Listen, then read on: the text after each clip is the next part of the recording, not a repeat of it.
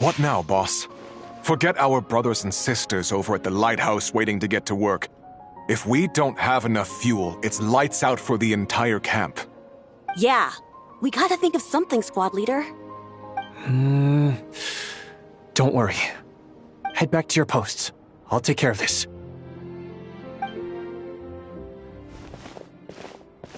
Traveler, Paimon, good to see you. Hey there, Eitlua!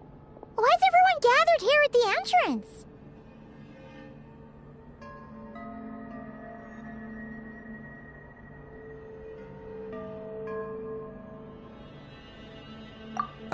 It's fine. Just a minor issue, really. And I'm already on the case.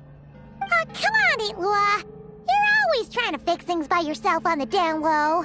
Just tell us, it couldn't hurt. Or is it because you're too embarrassed to say? No way. I just don't want everyone in town worrying about things that I can handle on my own. But since you're both part of the investigation squad now, I won't treat you like outsiders. Still, this isn't exactly the place for a chat. Come on in. I'll tell you more inside.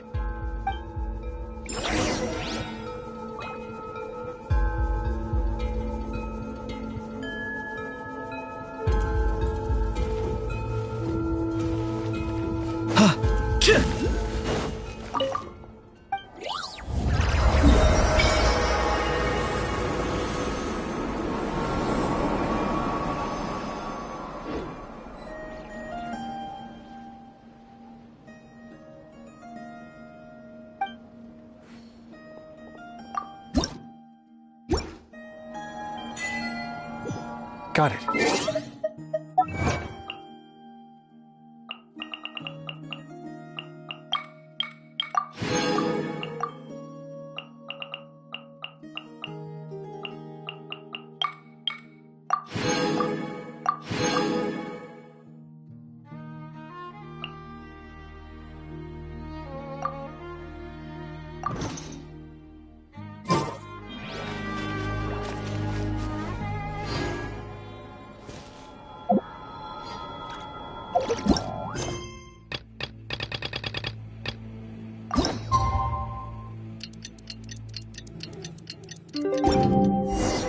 It's about time we have... Squad leader, our comrades in the east seem to have butted heads with the Fatui. They say they're going to send someone over. Got it. I'll be over as soon as I can. We have something super important to discuss. You remember, right?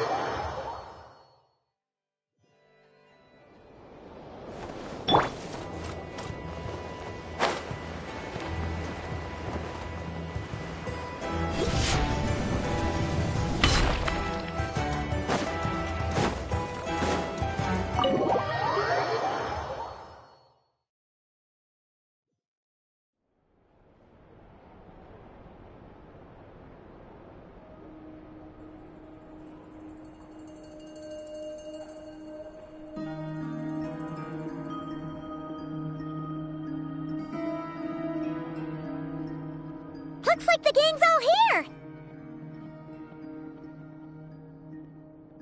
Yep, all ready. How about you two? Green and good to go? Paimon's ready!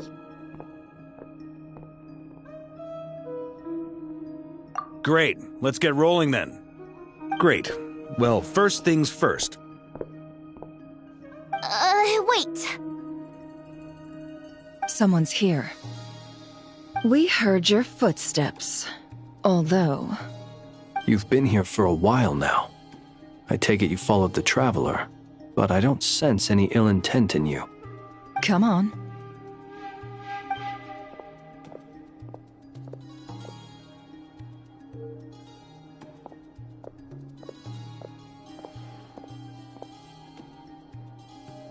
I figured it wouldn't take you long to notice me. I come bearing news from my lady, the Knave. Dottore went through the motions of returning to Snezhnaya, but it was obviously a facade. However, he has not returned to the Kuvaki Experimental Design Bureau, nor has he made an appearance in Nasha Town. Well, in that case, he'll be in his lab way up north. I always wondered why he applied for his own private pad. He was planning this all along. Tell them that Sandrone and I will go on ahead. If they still intend to pursue this matter, they should meet us at the research center in the northern tip of Nodcry. Nice of Columbina's two best friends to think of us. We appreciate the heads up. Our sincere thanks to the Fatui for your aid. Lady Damselette may have left our organization, but at least some of her colleagues remain genuinely concerned for her well-being. Not to mention that the doctor's increasingly cryptic conduct gives us great cause for alarm. We have crossed swords many times before, but it's not personal. We're just on different sides. We don't lack humanity. And so, as fellow friends of Lady Damselette, it's only right that you should be in the know about this. Arlecchino's situational awareness has saved us a lot of trouble. I'll leave the map here with you. If you do decide to head to the research center, please proceed with caution. And remember, at least while you're in Nodcry, Lady Arlecchino's subordinates are your comrades if you want them to be. This is very accommodating of you. We can't thank you enough. Just doing my duty. I shall take my leave now. If you need us, you'll find us at the Experimental Design Bureau.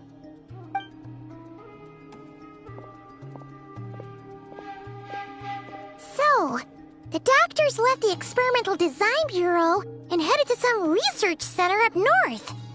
Marionette seems to think he's been planning this for a long time. But when did it start? Before he even arrived in Nodcry? It seems his loyalty to the Tsaritsa is lip service at most. Behind the scenes, he may even be working against her. Whatever his motives, we know that he's decisive and incredibly ruthless. Facing him unprepared would be a recipe for disaster. At this stage, it's difficult to predict his next steps. I suggest we split into two groups. We need some people to stay behind and guard Nasha Town. Well, as much as I'd love to help, infiltrating research labs isn't really my area of expertise. But at least take Cool Your Jet's Ducky with you. It should be some help during the battle. And as for Miss Inefa, I suppose you will stay to protect Miss Aino? Detecting operational logic. Protect Aino. Priority. High. Just in case, Servarka, I think it would be best if you stayed behind as well. You can leave the research center to us. I mean, I would have said the Knight of Berea should probably be out on the front line, but okay, fine. Leave Nasha Town to me. Be careful out there, okay? If things get out of hand, fall back right away. Yehodo will be on hand to assist you. In my absence, she can handle any intel gathering work. You got it, boss. You guys make sure to get back here in one piece, all right? We will. Things are moving fast. We'd better head off soon if we hope to keep pace.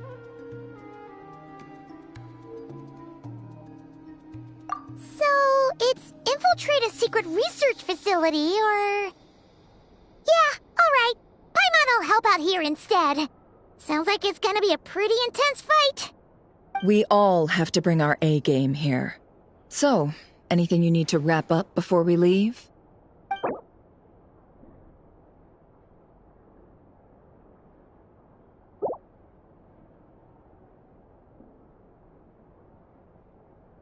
Then you'd better get going. Very well.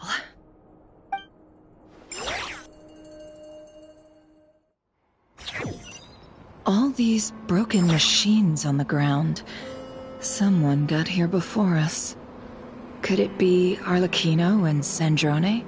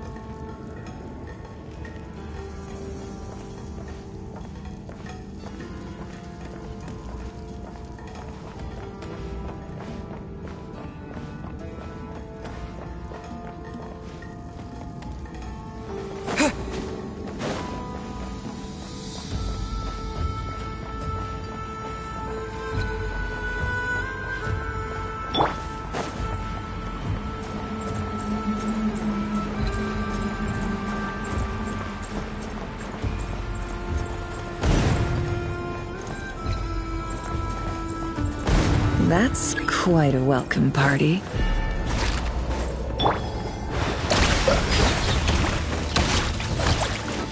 Be silent.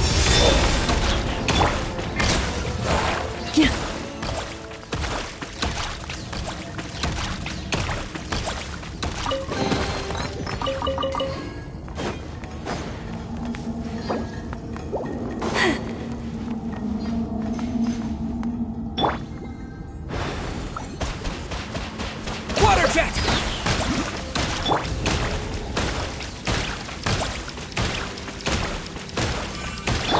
No more lies.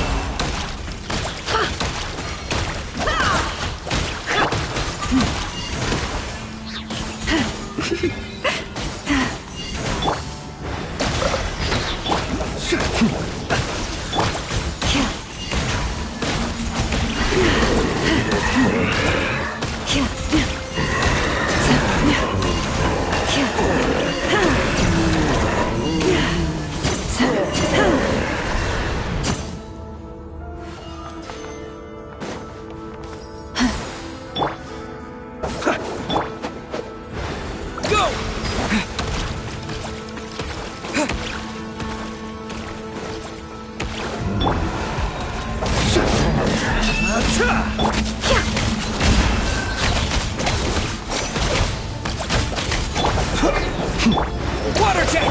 Forest, protect. Observe. Be silent.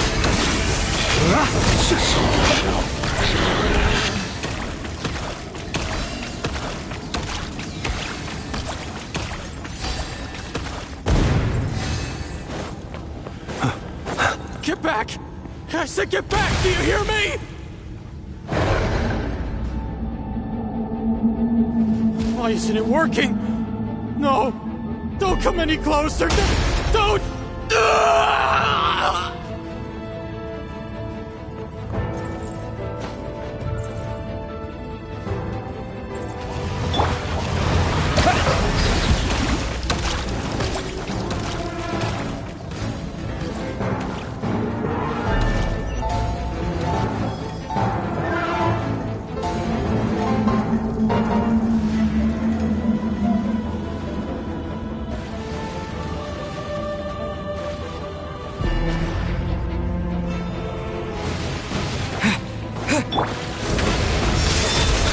Leave this one. Can't hide the truth.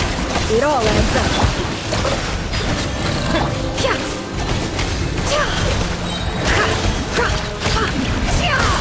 You poor souls. May your spirits find peace.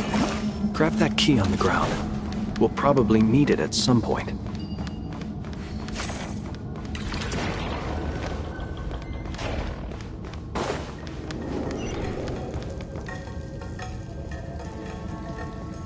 Watch out. There's no way through.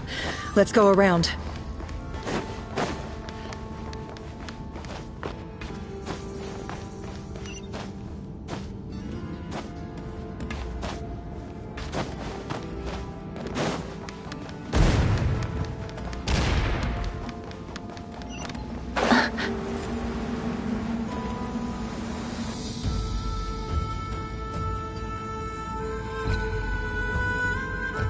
What the?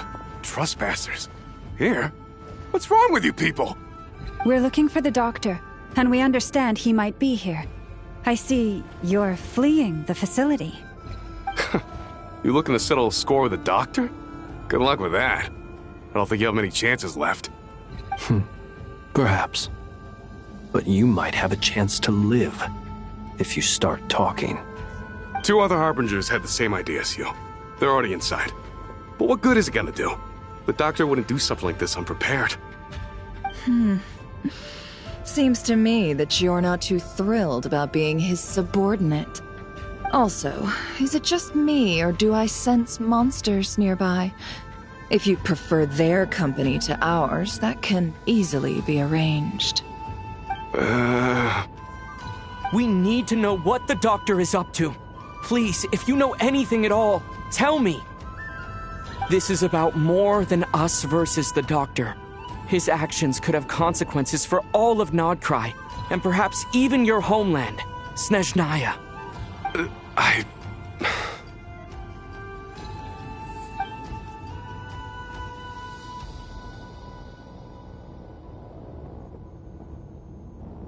He's building something. Ambitious doesn't even begin to describe it. Feels like this could be the big one. God knows how long he's been planning it. A while back, he told us he'd be returning to Snezhnaya. We weren't expecting him back so soon. This time he brought some gemstones with him, or something. 2 of them. The moon marrow spheres. He stole them from their rightful owner, Columbina. Oh, Lady Damselat? Last I heard, she left the Fatui.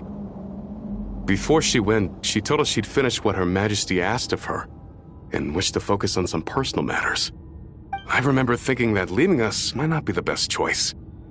I mean, I always looked up to the captain the most, and... Back when this all started, the higher-ups dispatched 3 units to Nodcry to execute their plan. They were led by the Doctor, Marionette, and the Damselet, respectively. I was a part of the Damselet's unit to begin with. She never really interacted with us much. In fact, she seemed sort of detached from everything. Not because she was distracted, just felt like she was indifferent to the world around her. Like she had no stake in anything that happened. She always seemed like she was staring off into the distance. Almost as if she didn't see anything worth living for in the present, so she had to look further afield. That's right. She always used to stare up at the sky. The Doctor used to stand nearby and watch her. Apparently they got along well at first, but somewhere along the way, she grew wary of him, started avoiding him as much as possible. After she left, everyone in our unit merged with the Doctor's. He's similarly indifferent to the world, except when it comes to the moons. He seems to have big plans for them. Right now, obtaining the 3 moons is his #1 priority. He even said if he can only get his hands on 2 of them, he'll create a 3rd one himself. How would he create an artificial moon marrow? Maybe the knowledge he gained from the Hyperborean phantoms has something to do with it. Thank you for cooperating. We appreciate the level of detail. I get the sense that you'd serve under Columbina again if you had the chance. Would that be fair? No, she's no longer a Harbinger. As a member of the Fatui, my loyalty will always belong to the Tsaritsa. I'm only telling you all this because I don't completely trust the Doctor. His actions do not align with the goals that first brought us to Nodcry. I understand. We'll do everything within our power to stop him. The Knaves unit is based at the Kuvaki Experimental Design Bureau. Maybe you can seek refuge with them. Well, now we know what's going on here. Artificial moon marrow. He's likely well on the way to completing it. Dottore technological capabilities are far more advanced than I thought. I fear this could get ugly. Everyone, prepare yourselves.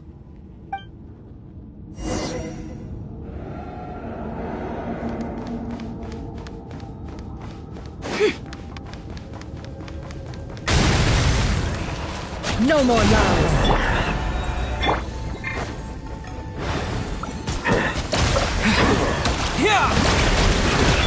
Observe. It all adds up.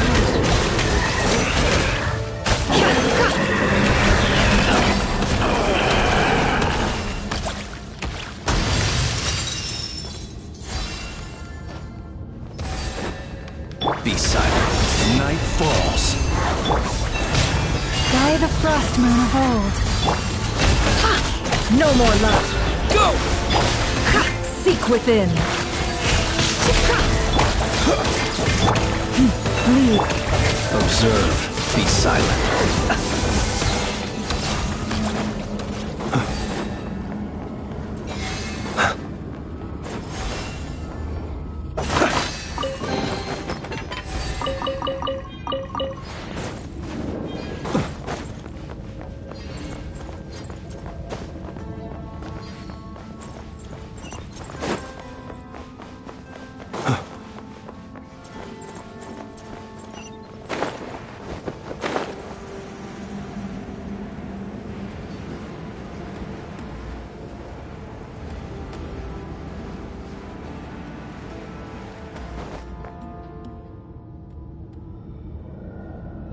Welcome, one and all. I've been expecting you. I hope my humble research facility is to your liking. Yeah, we really appreciated fighting our way in through a horde of monsters. The gall! You expect us to believe you've just been patiently waiting for us? Of course I have. Should I be worried about something? Everything seems to be going quite smoothly so far, and you've shown up right on schedule. First Sandrone and Arlecchino, now you. Quite a surfeit of guests I've had today.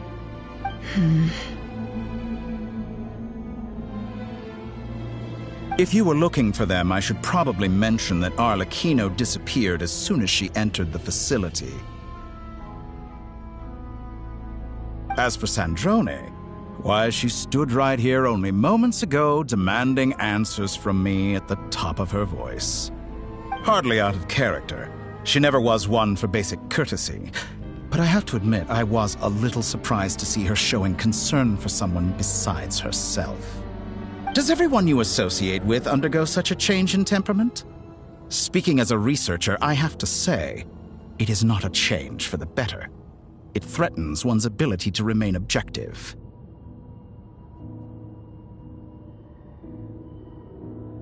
Well, since you ask... So you've got your hands on the moon marrow, and now you're claiming godhood. Don't you think that's a bit of a stretch, Dottore? I must protest what you are insinuating with that phrase, claiming godhood. I am not claiming anything. I am stating a fact. You're a researcher. I'm sure you appreciate the distinction between the two.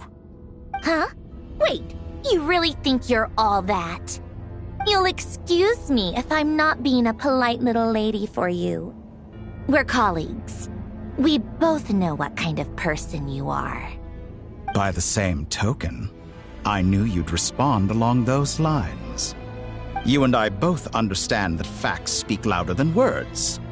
To that end, I've had my people send you a small gift. It should go some way toward helping you understand my present position. What gift?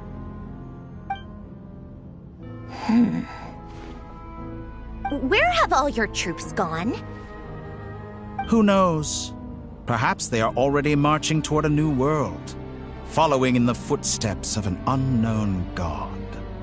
As vulgar and arrogant as you may be, dear Sandrone, I have no intention of taking out my displeasure on your subordinates.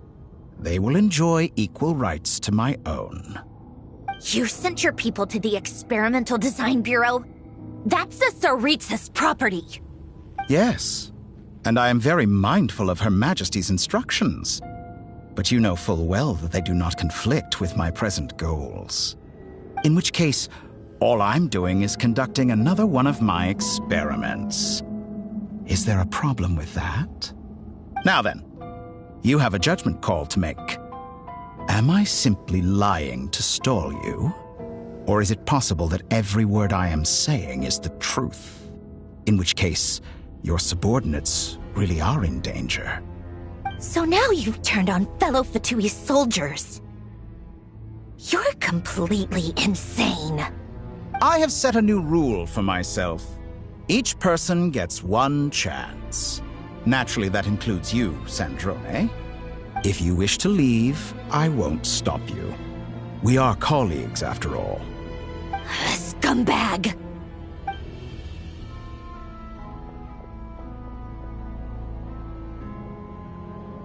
Still, I hadn't counted on Sandrone sparing any thought for the people of this world. Shame. I always found her self-centeredness to be one of her few better qualities. How can she ever hope to achieve greatness when she's so obsessed with protecting her little design bureau? It's more than a little disingenuous to speak of achieving greatness while taking hostages. Or does honor no longer mean anything to you? Honor? I have the marrow of 2 moons in my possession and will soon complete the construction of a 3rd. I will be the god of a new world. And you speak to me of honor? How charmingly naive. Those are sacred relics. You do not deserve them. In my view, many in this world do not deserve to be alive. And yet, I mercifully permit them to go on living, do I not? You'll come to regret your actions. Will I now? Let's see if you can make me.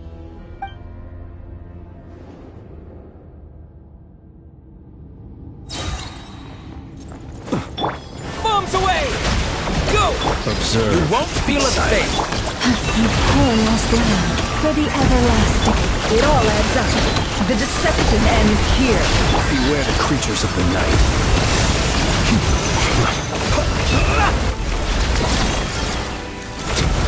Observe. Close. Leave this place. It all adds betray up. your fear of me. Can't hide the truth. An With exact one heart, we pray. The mystery unravels. No more love. Be silent. Close your eyes. Night falls. Observe. Target acquired. Can't hide the truth. Forest, protect us. Arlecchino. Thanks for the assistance. Arlecchino. They see you as an ally. What a farce. You're clearly here to destroy my research, not protect. I'd say your research is more valuable than your life. Am I wrong?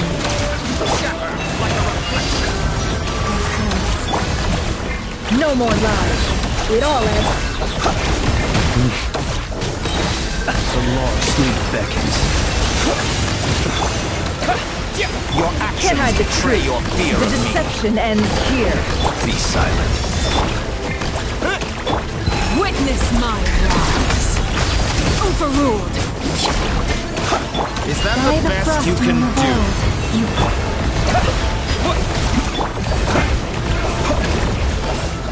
Observe. Close your eyes.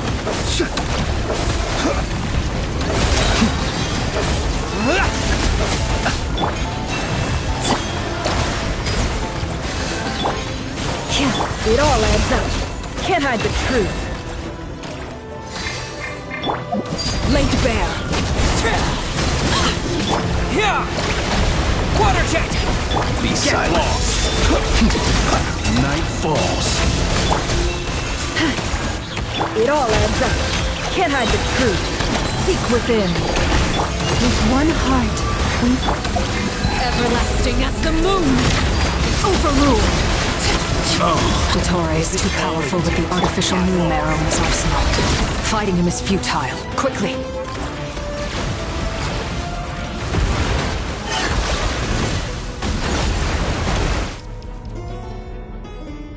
Let's go. I've always thought it is wiser to flee than surrender.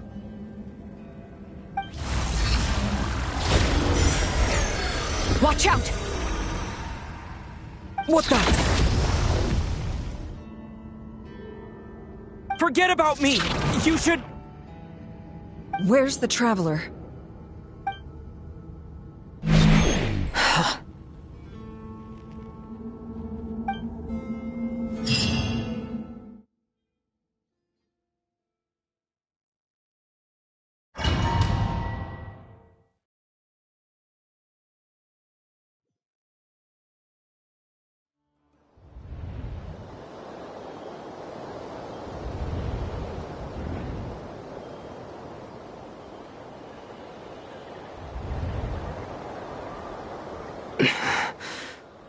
What just happened?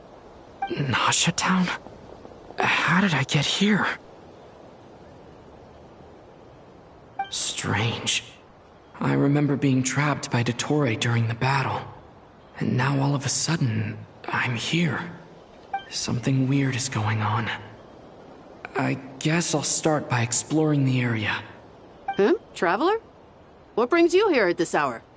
Huh? What are you in the mood for today? A hot dog? Or something else? We've got some special discounts at the moment. Want to see the menu? Sorry, I'm not hungry right now. Ah. Well, feel free to take a seat for now. Let me know if you change your mind. Everyone seems to be acting normal. Am I just overthinking? Oh, darling, look who it is. One of our regular customers. Get the traveler something to eat, would you, dear? Wait, why is he talking like that? Well, I'd love to, but can't serve a customer unless they order something. Anyway, I take it your business is wrapped up? Yes, thankfully. It was a long trip, and it's left me feeling pretty exhausted. But the upshot is, I won't have to leave again for a good while. We can have some quality time to ourselves. Wait, these two are a couple? I see some kids around too. I didn't know they had a family. Hey there! I haven't seen you in ages!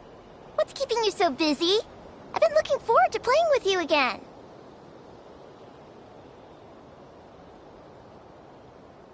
You forgot already? You're silly. Daddy brought you over to our house recently. We had some snacks together. What is she talking about? We've had a lot of customers over the last few days, so we've been real busy. And like my mom always says, some people are more than just customers. They're friends. Oh, another customer's arrived. I better go see what they want. This is all wrong. I never once heard the owner of this restaurant talk about their family. It certainly isn't a family-run business. And that child? I don't recognize her at all. Could this be a false memory? Very good. I knew you had it in you. Aren't you going to try the house special? When did he show up? No. None of this is real. You don't seem to like it here. That's fine. We can change venues.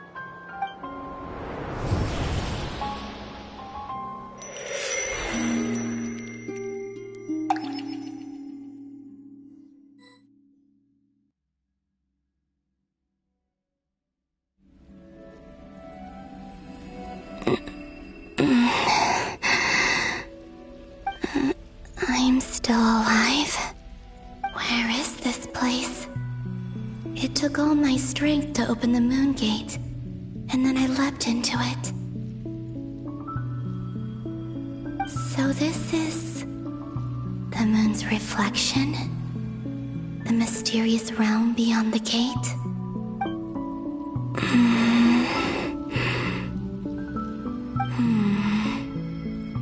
I can't sense anything.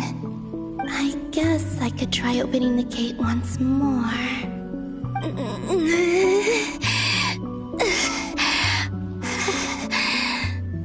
No response. Maybe this space can't be opened from inside.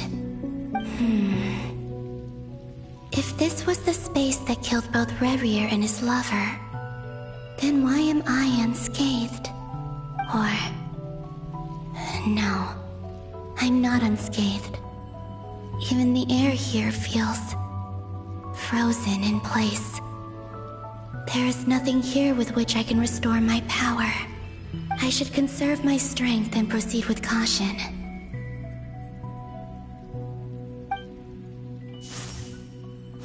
I don't believe Dotori's scheming will stop just because I escaped. If there is any chance that I can get back to the others, any chance at all, I must return.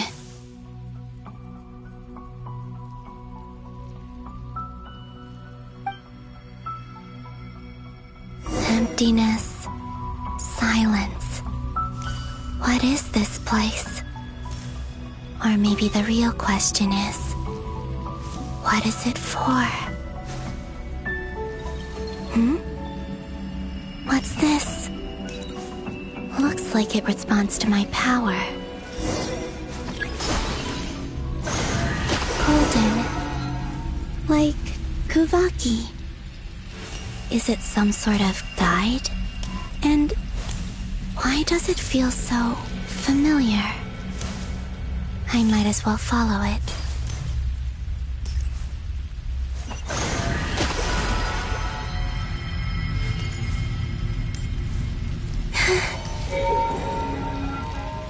Where does this lead? Could it be the exit?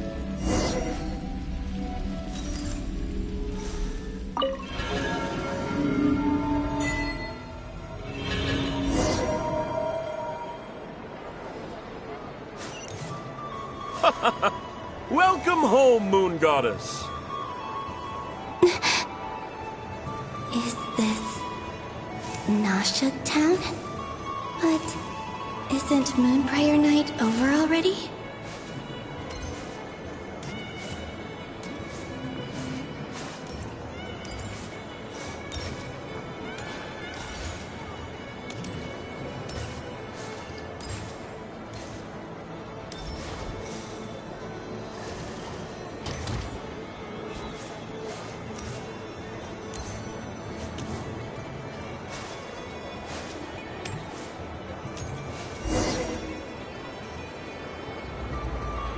Goodbye for now, Columbina.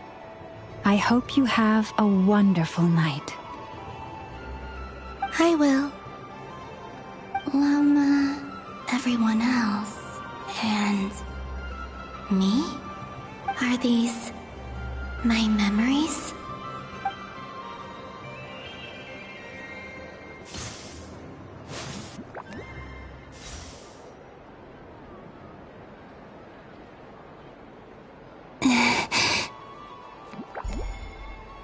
I can't touch them. It's as if we're separated by some impenetrable power.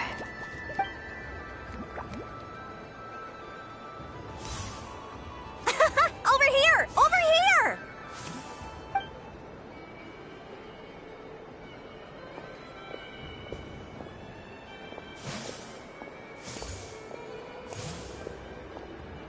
But the people in these memories pass right through me. Just like when I disappeared. If only I had known what would come to pass after that. Even so, I should still take a look around. Just being back here. It gives me the strength to keep going.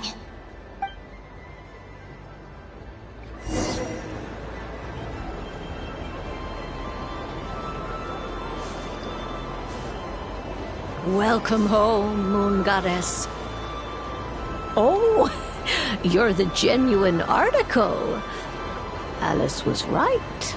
This Moon Prayer Night was worth watching after all. Oh, yes. That was the fortune-telling stall run by Barbeloth from the Hexen Circle.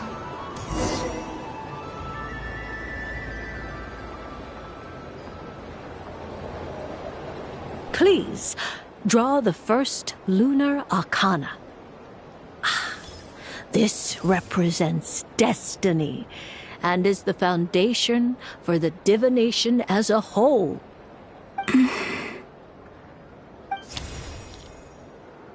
My destiny. I believe the card I drew was the moon. Now that I think about it, Barbeloth's divination was absolutely right. It's almost time to draw the last card. The one that represents the future.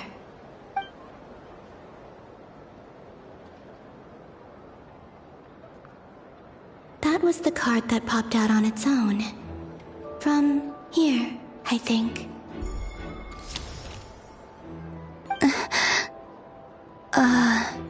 Kuvaki Pulse?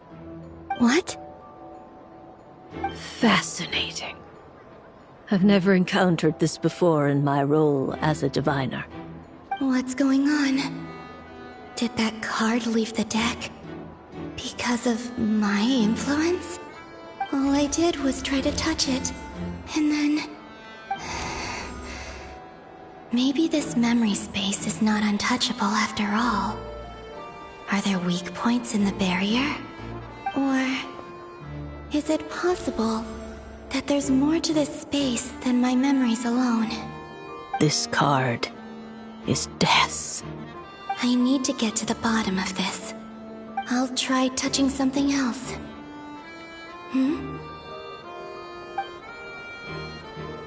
Is this... the wind? No, it's gravity. It's pulling me outwards. No, Traveler!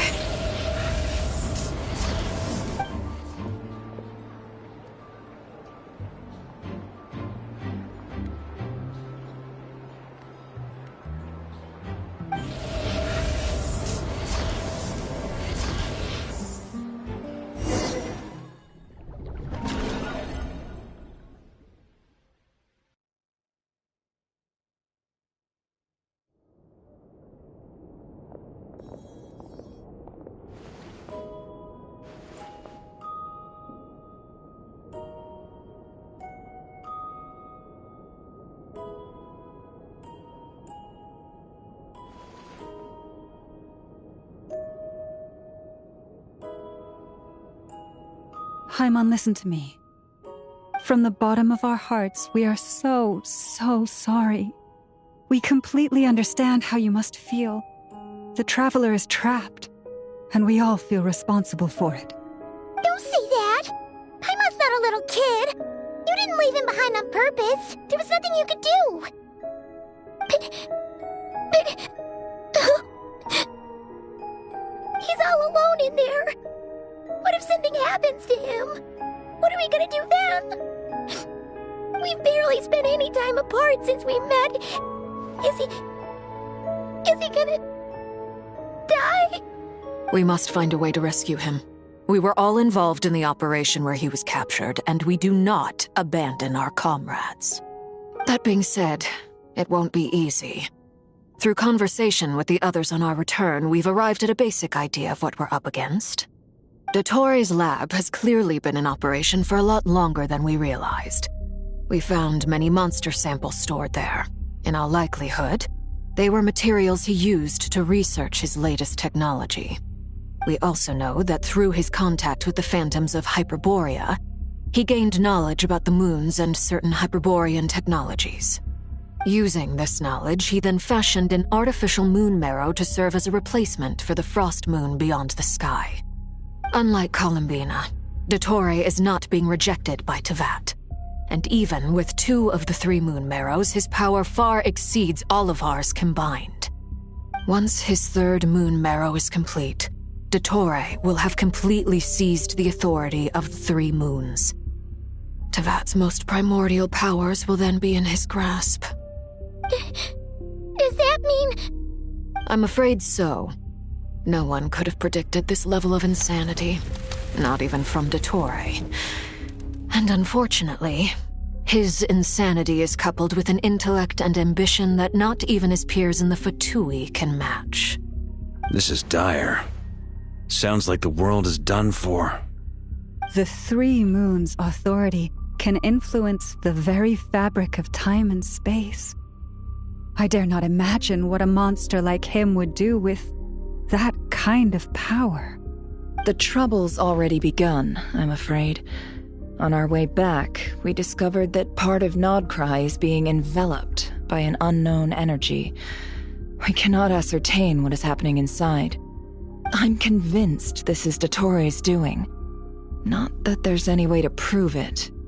The issue is, we have no idea what his intentions are. The only thing more frustrating than facing down evil is knowing that it will surely come, but not knowing when. The Doctor is guilty of numerous crimes at Mondstadt as well. One of our knights, well, former knights, his father was murdered by Dottore. His ideology and methodology are a danger to everything in his path, from individuals to entire nations. He does not feel guilt, even when he acts against his own people. He doesn't see them as his own people, that's why. People like him see everyone else as beneath them. Right. He views other people only in terms of how they can benefit him. That's the basis of all his social connections. Granted, he's hardly the only Harbinger to pursue their own interests. We all do. And Her Majesty is gracious enough to permit it. Still, her mercy has its limits. Dottore's actions have gone beyond even what the Fatui could have imagined. Usurping divine authority to become a god. For a servant of the Tsaritsa, that goes beyond being disloyal. It's treason of the highest order. We can't expect him to heed the Tsaritsa's will once he gains the 3 moons' authority. Even we Harbingers consider him the most self-interested among us. Poor Traveler. Of all the people to get caught by... We have to go save him right now! Please! We gotta find a way! Paimon, I promise you, we are with you all the way. I get how you feel. I do. But it's gonna take more than strong emotions to take down an enemy like Dottore. What we need now is more information. Right. We can't even guarantee he's still at his research center. Before we can think about mounting a rescue operation, we need to confirm the Traveler's location. I'll find a way. Paimon knows, but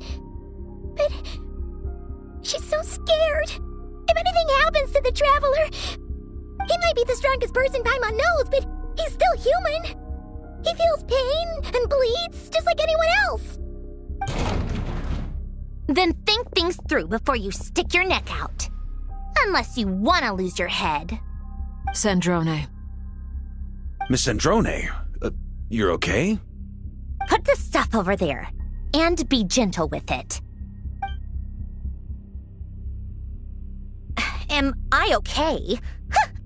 As you can see, I've had to move my whole livelihood out of the Experimental Design Bureau.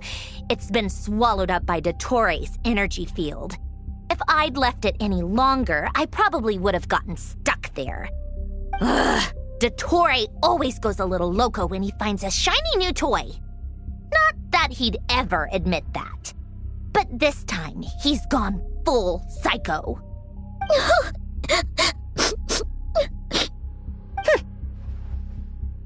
Just go ahead and cry already. Sorry. Paimon's not trying to make it scene. It's just... She can't. Oh, Paimon. Let it all out. There's no shame in it. When you're overwhelmed by fear and despair, crying can help get it out of your system. You'll feel better for it. Okay then, while the baby of the group is having a moment, how about the grown-ups get to work? Give me your hand. You've made a discovery? Paulownia, scan.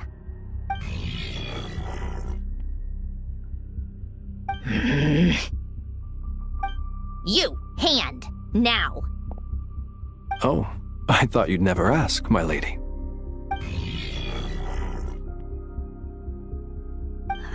Curses! You're next, then you.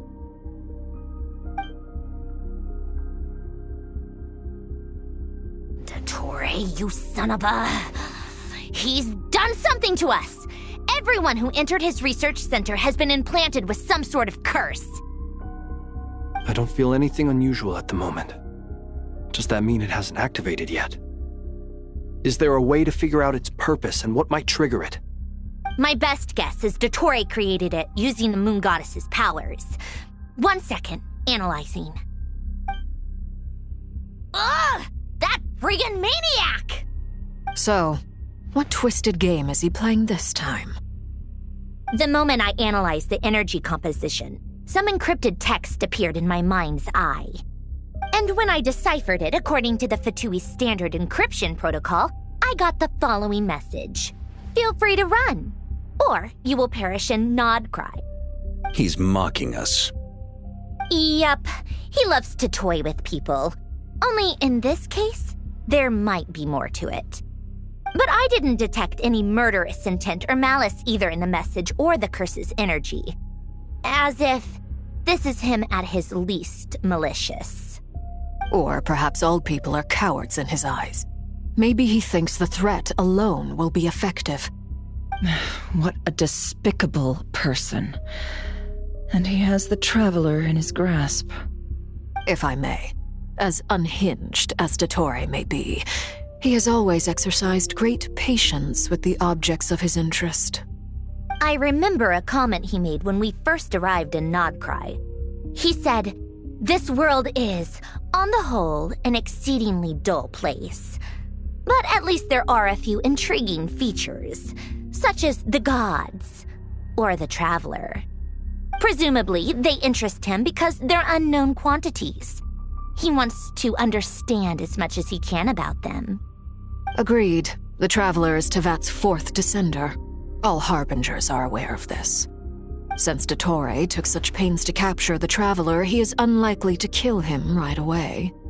Okay, but we still have to do that rescue operation. Of course. I also think we need to read between the lines with Dottore's message.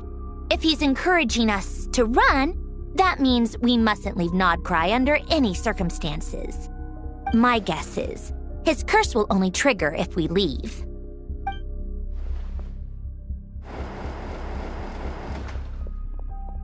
We've discovered multiple energy fields.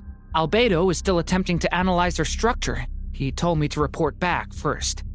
Each field is slowly growing, swallowing up more of the surrounding area in the process. And the pace of their expansion has increased since we first examined them. He's probably trying to swallow Nodcry whole. His nefarious ambition knows no bounds. If this continues, the whole of Teyvat will be in trouble, not just Nodcry. The loss of Columbina could not have come at a worse time. Do we think she's truly gone for good? She entered the space beyond the Moongate, knowing what became of Rerir and Thelindis. I'm sorry, but I fear the odds aren't good. Don't be ridiculous. If I know her, she's busy finding a way back as we speak just so she can annoy me. She isn't dead. Whatever has become of her, the fact remains that we are two comrades short on the eve of a decisive battle. We need to find out the Traveler's location, but there is also other work to be done. Agreed. Whatever Dottore is planning, we have to get the local populace somewhere safe. So, as well as a rescue mission, we have to organize a mass evacuation at the same time.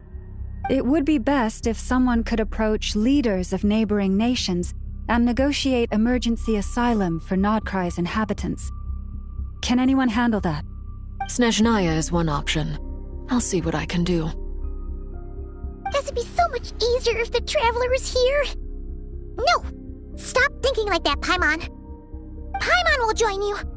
She's pretty well connected thanks to the Traveler. Maybe it'll come in handy. Either way, that's what the Traveler would do if he was here.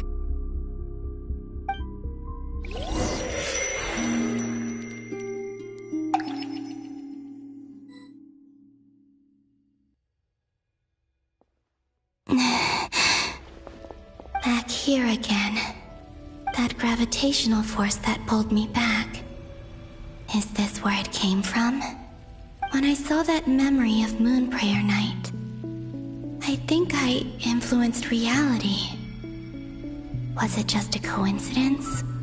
Or if only I could have sent the others some kind of warning on Moonprayer Night. Maybe we could have stopped Dottore. I feel so heavy. Does entering that space consume a lot of energy? Well, even so, I have to keep moving forward. Back to emptiness and silence again. I should try and find my way back inside that memory.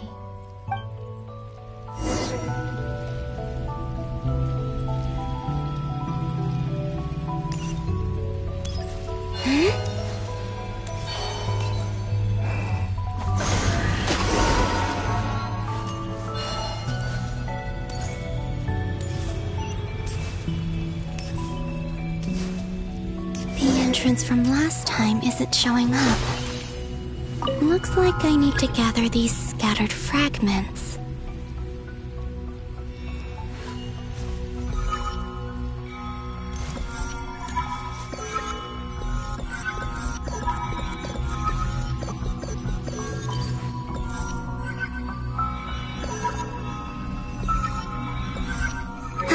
It worked! Hopefully I can stay inside for a bit longer this time.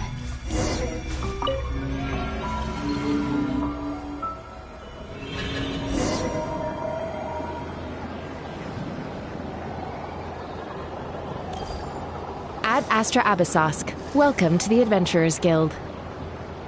What? This doesn't look like Moonprayer Night. Extra, extra! Latest issue of the Nasha Express! I don't think I've ever been here. Maybe this space isn't comprised of my memories after all. There aren't any festive decorations around. Is this Nasha Town after Moonprayer Night ended? Did Dottore's plan not affect the town? Or is no one aware of what happened because he used the Three Moons' authority? Let me see if I can influence anyone else. So, what do we do next? Wait, that voice. Paimon? The most important thing right now is to find that mage. Lauma the Traveler and Mr. Varga are here too. I'd better go pay the Fatui a visit. Traveler!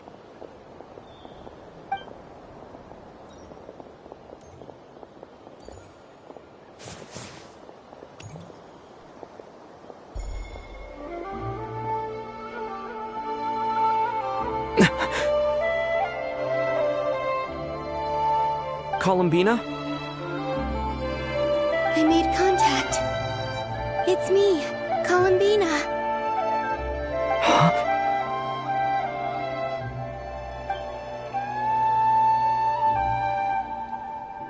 Traveler? Let's go! This is no time to be spacing out!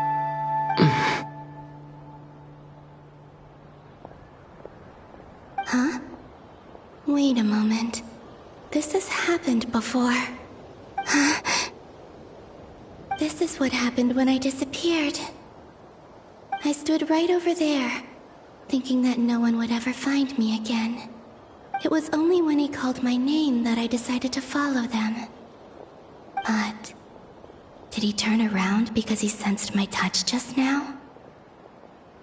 Is it really possible that from in here, I can change the past?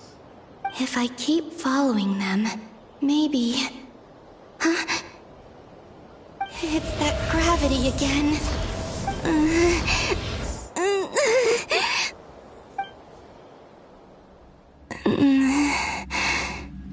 Every time I influence reality within that space, this force intervenes and pulls me back. It's as if it's trying to stop me from leaving.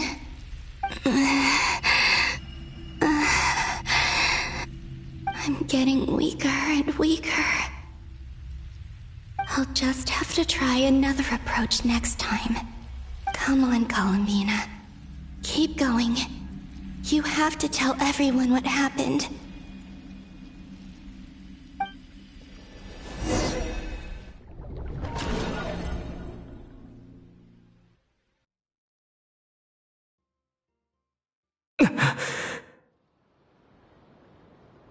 Suddenly, I've been plunged into darkness. Alone. It feels strange. As if something has grabbed hold of me. Is Toray now powerful enough to interfere with space itself? Look at you, standing so still in total silence. I almost didn't recognize you. Hello there, traveler. He seems to be in a good mood. Wait, what's that behind him? Ah, so you noticed. This is the completed Trilune. 2 primordial moon marrows and 1 artificial specimen. You are wary of it. Good. Maintain that reverence. You performed well in that recent battle. Brave and reckless as always. Courage is the sign of a true hero, and impulsiveness is the hallmark of those who strive to advance. I say this not to belittle you. Most creatures are far more timid by comparison. 3 moon marrows? Does that mean the artificial one is now complete too? Well spotted. What do you think? For a replica I built myself, I dare say it looks the part. Dottore, are you planting illusions in my mind? I have no interest in fooling your eyes. On the contrary, I hope to show you the true essence of all that you see before you. Is this not a beautiful city? People live in peace and find joy in their work. The streets are safe. People can even leave their doors unlocked at night. You might say it is the Elysium everyone dreams of. All available data indicates your values and worldview conform with the mainstream. This kind of society should be quite to your taste. False beauty is deceitful. Lies are to no one's taste. I wonder, is it your moral standards that are too high, or your expectations of reality? Answer me this. If someone existed in a sweet dream from the moment they were born, a dream in which they never once felt pain, which do you think they would consider superior? The dream or the reality? That's pure sophistry. It has nothing to do with your actions. As I suspected. You have yet to understand all of this for what it really is.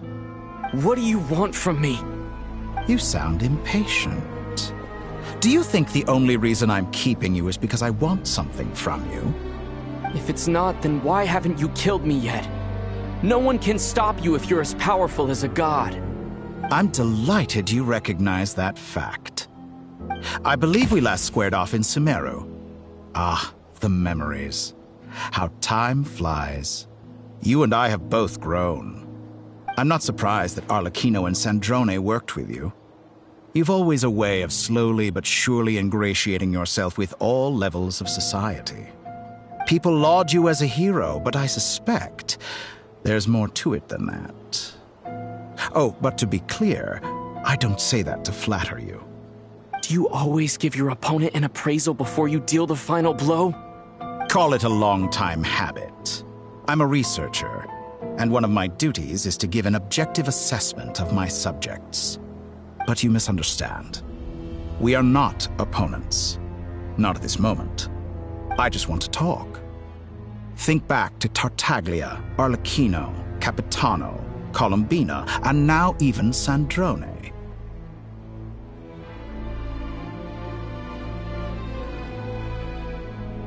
You've worked with each of them in the past.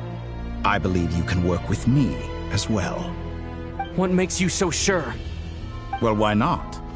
Should the good associate only with the good and the bad befriend only the bad? I like to think we could have a more mature relationship than that. Surely you don't think all your relationships are grounded in friendship or shared ideals? People come together because it benefits them to do so.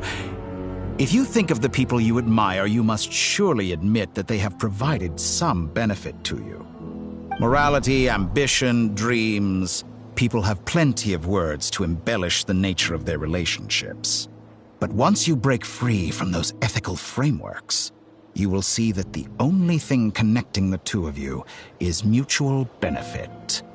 And that is what I'd like to talk to you about. We're finally getting into it. He's probably been planning to kidnap me for a long time now. But for what exactly? He has the authority of all three moons. I won't be able to gain the upper hand in a fight. Best if I pretend that I'm willing to negotiate for now. You say you're a god, but you also speak of mutual benefit. What could a god want that the three moons cannot provide? Excellent question. But before I answer, I would ask you the same thing. Gaining Colombina's allegiance was a rare and extraordinary feat. But the Moon Marrows are now in my hands, and I have the edge over her. For this artificial moon is not being rejected by Teyvat. Her identity and lineage may have been a thing of glory in the old world, but they were also shackles that prevented her from ever integrating into Teyvat. I, on the other hand, you may view me as a thief, but I have overcome that limitation. So what is it that the Three Moons cannot grant you? What stops you from negotiating with me to get what you want? I don't make deals with lying psychopaths. That's quite an accusation. Are you expecting me to get angry with you? Well, this is one aspect in which my personal growth has served me well. In the past, my less mature self might have been disappointed, perhaps even angry, over a small setback like this. Like when you and Lesser Lord Kusanali joined forces to oppose me, for example. But things are different now. Just as the rich do not quibble with the poor, I no longer find myself perturbed by these trivial affairs. Human relationships end with conflicts of emotions and interests. But relations between humans and gods are different. And ours is even more unique. I have ascended to the highest heights and laid claim to unprecedented horizons. And you were no ordinary person to begin with.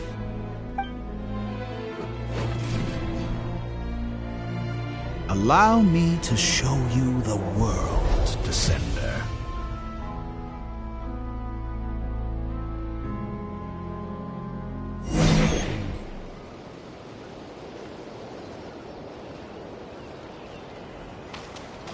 To stand, walk, jump, sit, and lie down. These are the most common of behaviors.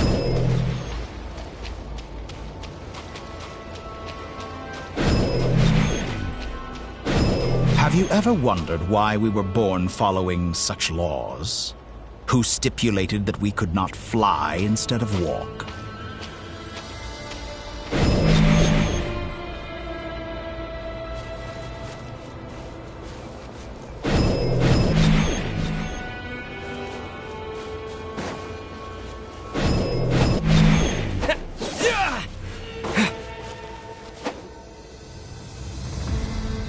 Someone of your talent and experience must surely know of the 4 great rulers who serve the heavenly principles.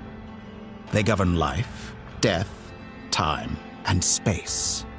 One wounded by a blade will die from blood loss or infection, and one who falls into a lake will drown in agony. The elderly wallow in solitude, and the solitary age faster. Eventually, new life is born, only to embark on the same path of suffering.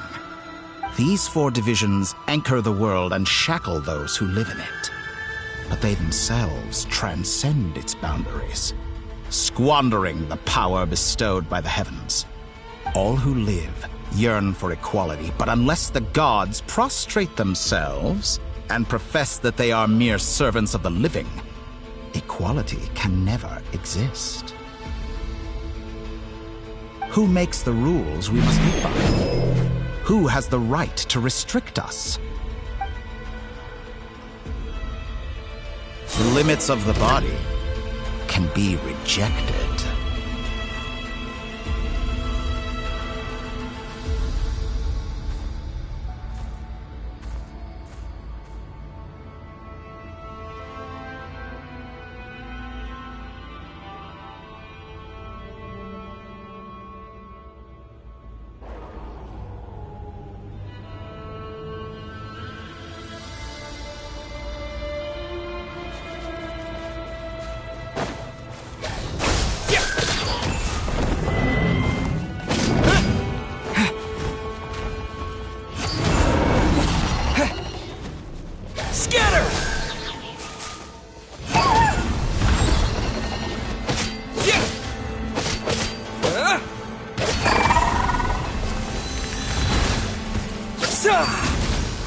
Propagate! Yeah. How does it feel to be among those with absolute power? You cannot conceive the extent to which your flesh hinders your mind and spirit.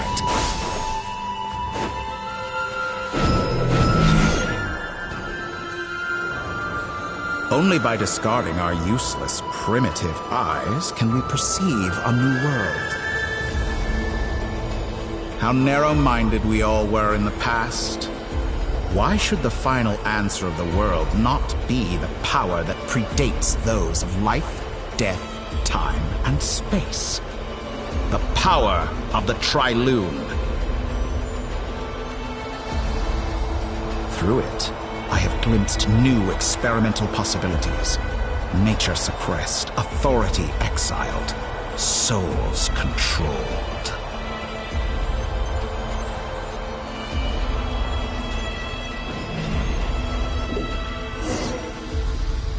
You know, I heard recently that a group of critics reviewed countless stories and drew an interesting conclusion. They found that it is more often than not the villains who strive tirelessly to push the boundaries of progress. In fact, long before this, Someone voiced a similar idea in an academia editorial. I felt a great affinity with this perspective. I have never been afraid to step up and play the role of the villain. Fanatics are trampled down for their transgressions, and those who transcend are rebuked for their audacity. And so, the majority of creatures are too timid to follow my lead. But all sacrifices made during my experiments have been worthwhile, as you can now see. I can offer you something new, something unique, precisely because I am a villain. Think about it. We are eternally bound through mutual interest. Can you truly say you would never turn to malice if it could give you the life you dream of? After all, what value do perfection and purity really have? They are fragile and feeble things, utterly tedious. I say, better to be governed by a flawed humanity than a gnosis. The true seeker of knowledge is the villain who undergoes countless tribulations in pursuit of their goal. I'm sure many people have told you that you're different. Because I'm a descender? Exactly. Very clever. But what does that got to do with you? I do not conceal my wicked deeds, my selfish desires, or my greed. A true researcher must act as I do if they are to understand and speak of the truth. And yet, a knowledge seeker like myself will inevitably grow tired of studying Teyvat beyond a point. You have traveled to all corners of the world and met many people. Along the way, there have been moments when you were misunderstood or even became a wanted criminal. And all the while, you have spent your days doing some of the most mundane jobs in the world. You fight and toil, claim minuscule rewards from my friend Pantalone, then you fight some more, winning some battles and losing others as your search goes on. And this cycle continues, with no end in sight. Surely you must sometimes grow weary of being stuck in this same loop day after day. We're completely different. I embrace everything that life throws at me. I am engaged in every step of my journey. How does that make us different? I too embrace what life brings, researching everything that interests me. Think of all the novel things I've managed to create, like the artificial moon marrow. Don't you see? As unique a specimen as she was, even Columbina is not irreplaceable. Take that back! She's gone because of your actions! I didn't say that to anger you. Though admittedly, I don't see what there is to be angry about. Anything Columbina could do for you, I can do better. I know what your ultimate goal is. You wish to walk the path your sister walked, and seek answers from her at the end of that journey, don't you? Someone like you could never understand what it feels like to care about another person the way I care about her. Perhaps not, but that doesn't mean I can't help. I could find your sister right now, bring her before you, and make her give you the answers you seek. Don't be so presumptuous. You'll never begin to understand the situation between us. Oh, no. This is no presumption. I'm only offering what I know is possible with the power of the Trilune. But it seems like you would sooner continue with your journey through this world. Why? Do you truly desire this journey? Or is it simply a necessary process from which you cannot escape?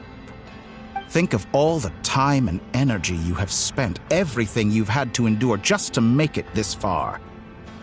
Is this really what you want? Or has your hand been forced by the promise of that final answer? Yes, you have made many friends. But do they ever spare a thought for the void in your heart and what it yearns for?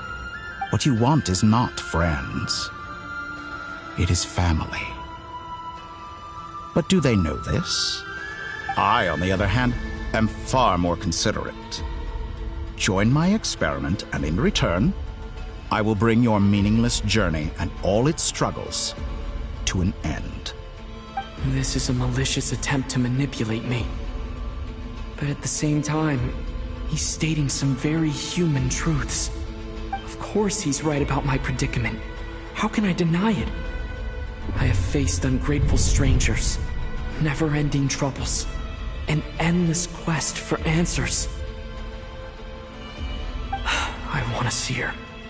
After everything I've been through, words can't describe how much I miss her. How much I want to be reunited with her, wherever you are right now. Do you miss me too?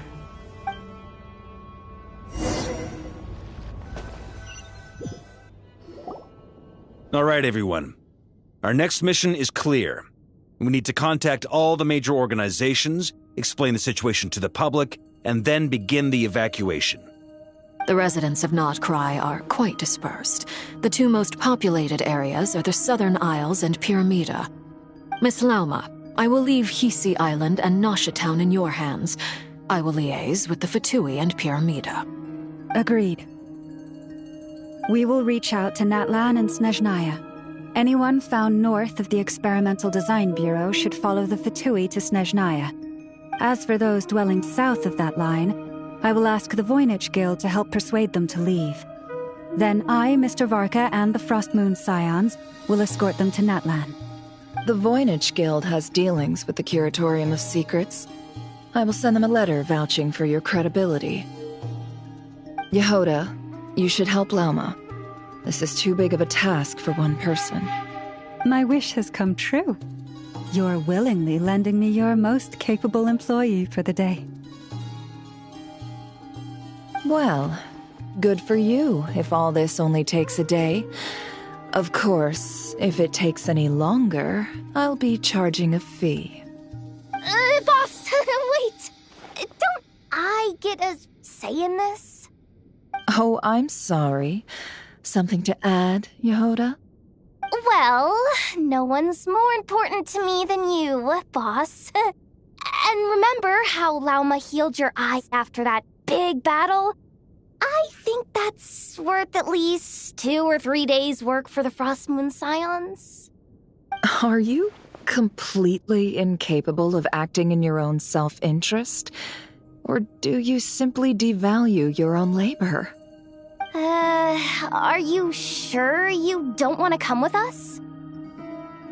Who will see to our other work if we're all busy evacuating residents? Sandrone insists that Columbina is still alive, and we have a traveler to rescue. There's much to be done. But boss, I'm just worried that... Well, Nefer, I'll link up with you once my tasks are complete. What makes you think I'd need you to do that? I'll need it. And considering the way you approach certain matters, I think you'll be better off with me present. That's quite enough. Just focus on your work first. I bet we're in for an uphill battle here. But we can help out too. Inefa and I are gonna help Nasha Town's residents carry their stuff. Loading schedule. Store essential local research data and technology samples, then escort the people to Natlan. Understood. I will execute this to the best of my abilities. Great stuff. Thank you, ladies. I've contacted the Lightkeepers. A colleague of mine will join us shortly. I will persuade them to conduct a thorough search of the region to ensure that no civilians get left behind. As for me, I guess I'll be making an early return to Sumeru. I think it's important that someone informs the Dendro Archon of what's going on in Notcry. Roger that. Someone should inform Mondstadt, too. Mr. Duran, can I trust you to handle that? I think you fly faster than any of us can run. As an added incentive, get there fast enough and I'll see about getting your gliding exam waived. Really? Ha! Mission accepted, sir. I intend to stay behind and help Miss Sandrone with her research. She has some alchemy-related questions that she'd like me to explore. She recognizes your expertise, then. I wish you a fruitful collaboration. Thank you. In truth, I was surprised to hear her express an interest in subject matter outside of machines. I believe she has been investigating some Fontanian technology recently. She made a point of bringing the relevant materials with her when she left the Experimental Design Bureau. She's sorting through everything in her room as we speak. I should mention that we have one other friend who isn't present. He hasn't made his position in all of this clear. But if we know anything about him, he's likely investigating on his own. Paimon's been very quiet today. But I know how close she and the Traveler are with the Natlanese. She should come with us to the border. Okay. Paimon will do her best. Make sure to heed Sandrone's warning. Many of us have been cursed by Dottore. As such, under no circumstances should anyone cross national borders. Remain within Nodcry. That aside, personally I have faith in Columbina. Things look grim, sure, but who knows how it'll play out. Same goes for rescuing the Traveler. Both of them are important allies and friends. We'll be counting on you to gather intel on them, Miss Nefer. Ah, wonderful. You're all here.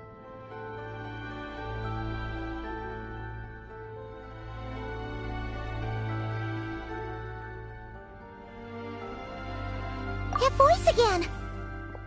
Nicole? Whoa, that was loud! And it came out of nowhere. So mysterious.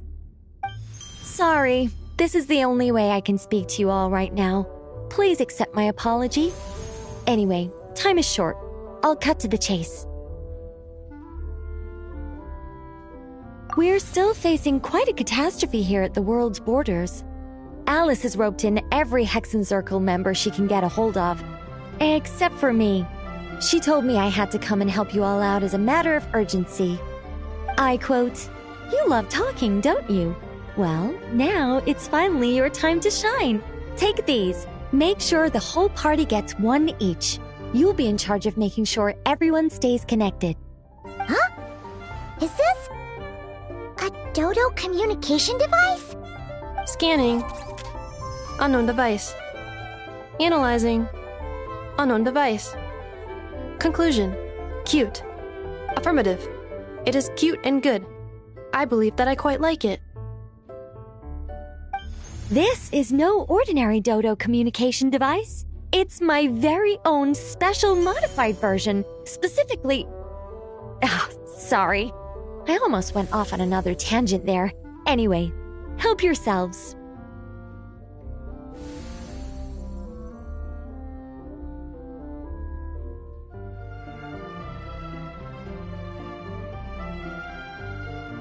It will allow us to communicate over long distances within Nodcry. No more worrying about shuttling messages back and forth. What astounding technology. Am I right in assuming that it relies on your personal abilities to function, Miss Nicole? Yes, exactly. Right on cue, Albedo.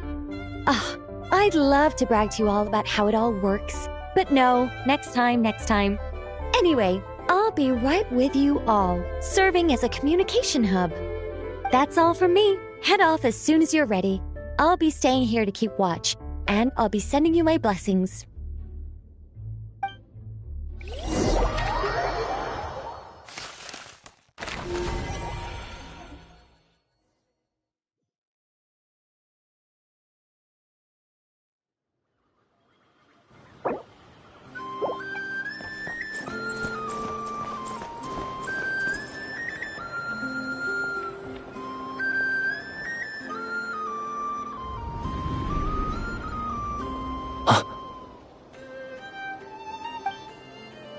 Sir Flint. Perfect timing. I just arrived myself. You are most considerate, Master Eilua. But in fact, I know you have been sitting here for quite some time. If you saw me, why didn't you say something? I was curious to see how long you could sit still for. Also, shouldn't you have managed to sense me approaching? That would be a first. You always seem to appear out of thin air without making a peep. Also, how many times do I have to tell you not to address me as master? I don't qualify. I beg to differ. Why should a young man so well versed in social graces as yourself not be worthy of that title? Please, Lord Flint's... Sir Flint's. I'm begging you. Don't flatter me into complacency like you do with everyone else. You understand me better than most. My newest acquaintances tell me I love complimenting others. What do you think? I think they don't understand why you do it. You just love puffing people up till they're a big, happy ball of hot air that floats away into the sky. In all sincerity, I can only hope that they bring good tidings when they come back down to Earth. Is the situation that bad? We just held a strategy meeting. Let me fill you in.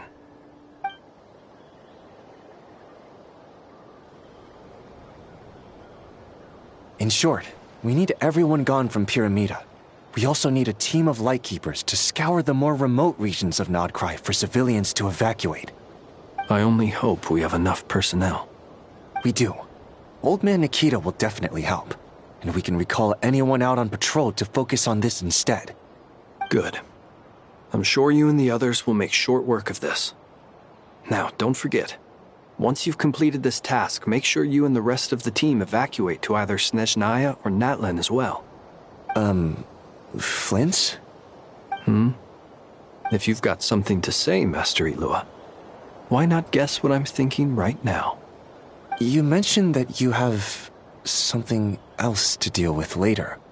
How difficult is it going to be? I doubt it will be easy.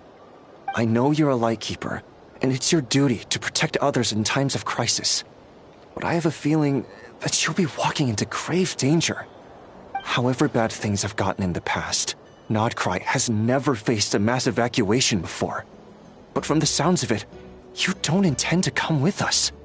I don't mean to pry, and it's probably none of my business. But whatever it is you're intending, you don't have to go through with it, you know. I've been afflicted with some sort of curse, and I'm told it may well trigger if I set foot outside of Nodcry. As such, I cannot leave. I have to act, if for no other reason than to fight this curse. What? No. Why? Why would anyone want to curse you? There are plenty of people out there willing to trample over others in pursuit of their own goals. Frankly, Sir Flint, I am furious. You're making light of what is an incredibly serious situation. Indeed I am. And? And what? I told you, I'm furious about this. Nothing I can do about it, I'm afraid. Things happen, and we just have to deal with them. If you find yourself feeling angry, perhaps start by drinking a big glass of water. Hey, you mean you're completely unmoved by my anger? I'm devastated. Then allow me to express my sincerest regret. Come by the lighthouse sometime. We'll catch ourselves a few fish, have a little barbecue, play some cards, and bask in the sun. Maybe I need to spell this out. Lean in a little, Flint. Oh my, this doesn't bode well. Word is that you were caught up in a real horror show recently. People were amazed that you returned safe and sound. They've been debating whether you're even human. I've returned safe and sound from plenty of crises. When you say people, do you mean other people, or do you just mean you? Fine. I'll be frank. You're not human, are you? Heavens. Now that's a horrifying thought. You know what? Forget it. We'll revisit this once it's all over. A sound plan. Albeit a little ominous sounding. Just promise me you'll come back in one piece. All right? For you, Master Ilua. How could I refuse? Also, please pass my regards on to our colleagues. Tell them, thank you all for your assistance. Please put safety first as you proceed with the operation.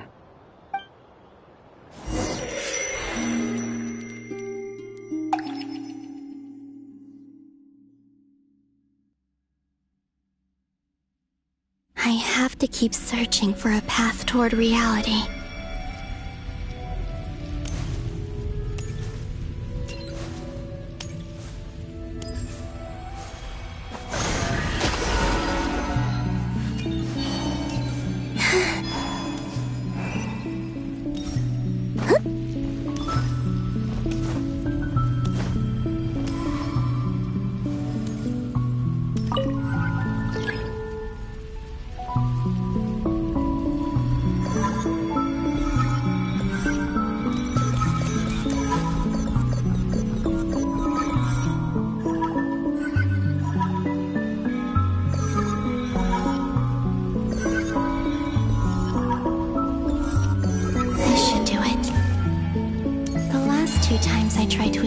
Reality in this space.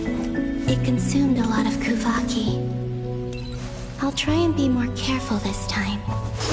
I need to leave key clues behind using less power. I hope everyone still remembers what I said on Moon Prayer Night.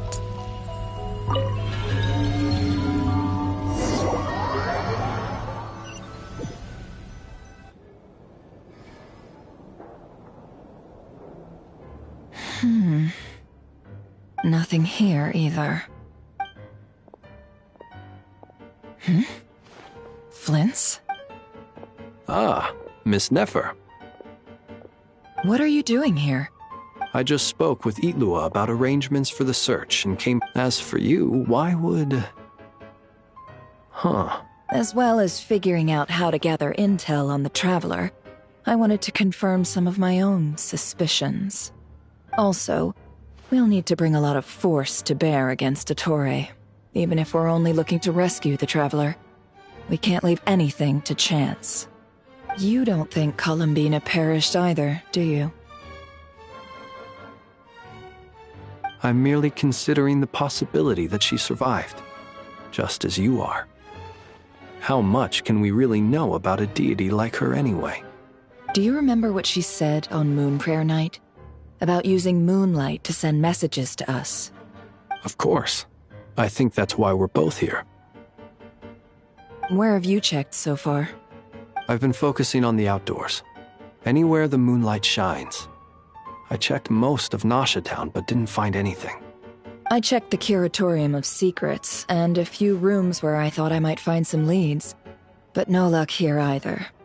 The only places I haven't looked yet are the rooms in the flagship. But process of elimination isn't the only thing that brought me here.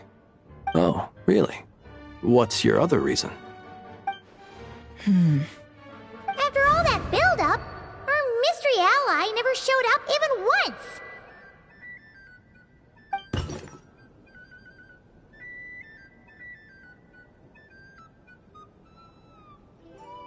Huh? Am I imagining things?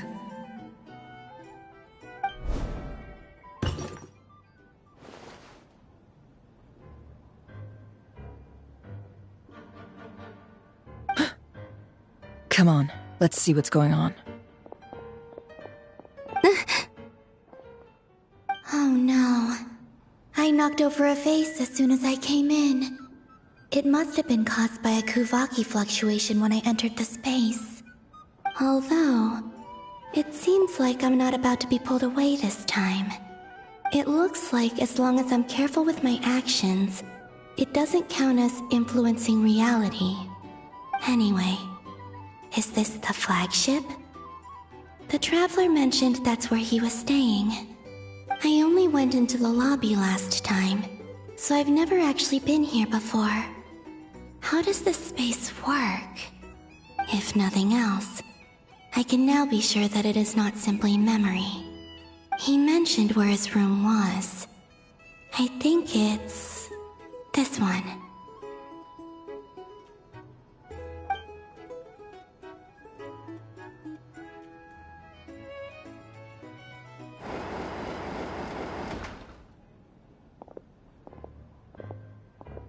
The door is closed.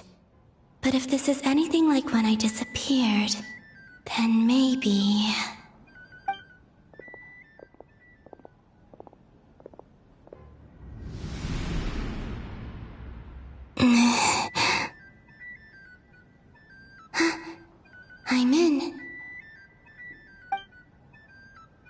He and Paimon aren't here at the moment.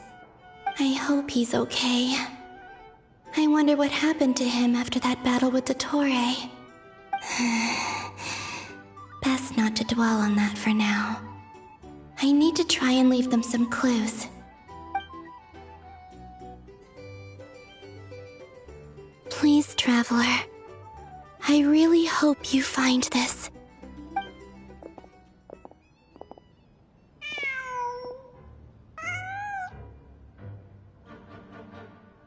Huh. Just a cat. Nothing else here strikes me as noteworthy. Didn't you stay here for a couple of nights once? Before Rerir showed himself, yes. It's also where the Traveler and I first met. Did you notice anything unusual during your stay? I remember thinking how much noisier the flagship is at night compared to the graveyard. Other than that, no. The Traveler and Paimon were most congenial neighbors. This is where they've been staying, yes? Over here? That's right. I wouldn't usually condone breaking and entering, but we can make it up to them later. Focus now. I have to write a message on the wall using Kuvaki, just like I said on Moon Prayer Night. Simply open your windows on nights when the moon shines bright, and the moonlight will naturally flow towards the words I have written. Here goes. I'll need to carefully control my strength.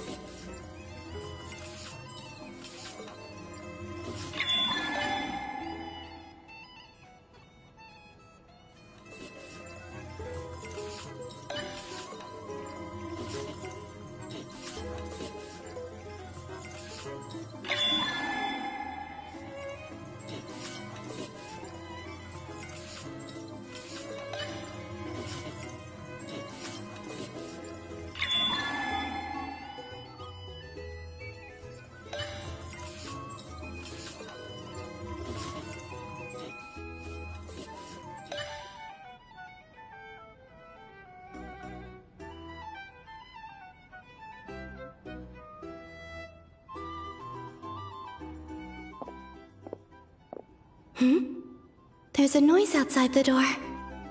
Is he back?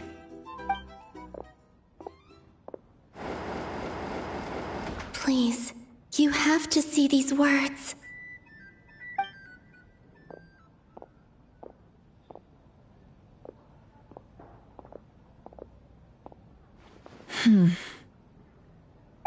Well, do you sense anything? Unfortunately, no. And this place was our last chance. Not necessarily. We've only looked in Nasha Town so far. Miss Columbina said she would leave messages at her friends' dwellings. It's still worth checking where Miss Lauma lives and where I live. Let's try and make some time to look into those then. Wait. What are you waiting for? Paimon might have overeaten slightly. What's that look for? This is a victory feast. It's normal to eat a little more than usual. The Traveler and Paimon. It's really you. But why are they talking about a victory feast? Huh. You worried Paimon sick while you were out there fighting Rerir. So this is your chance to make it up to her, alright? Wait. So this is the night after the battle against Rerir. How did I end up here? That's quite a long time ago now. Wait. Time. That's it. Every time I've entered reality within this space, it's been at an earlier point in time. Every one of those points has been before I fell into the moon's reflection. And everything I've done to affect reality really did happen in the past. Does this mean that, within the moon's reflection, time flows backwards? Starting from the moment I fell in? Not long till Moon Prayer Night now. It's gonna be even livelier than tonight. Although, it's gonna be sad saying goodbye to the Damselette. She seems like a really nice person. Paimon. No, I can't. Even if I make contact, they probably won't understand what's going on. And in any case, I'll likely get pulled away again if I do. Instead, I have to find a way to get them to notice what I've written using the moonlight. Wait, even I hadn't thought of doing that before Moon Prayer Night. They'd never conceive of that possibility. Is there truly no other way? Don't lose heart. We'll find a way somehow. Huh? Oh, you say that, but the Frost Moon is beyond the fall sky. If we wanted to go visit her, how would we make it through to the other side?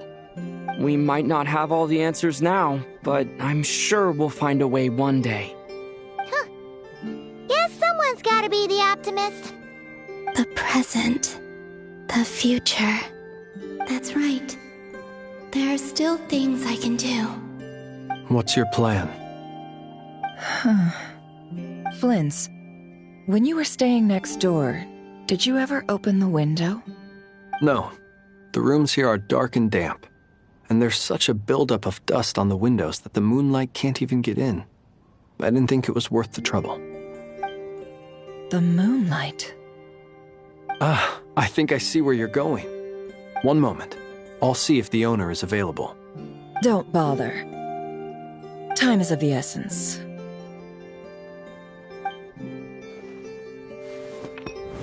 Time. Even if no one sees what I've written at this moment, maybe someone will remember what I said after Moon Prayer Night. I need to write down as much information as I can. And maybe one day...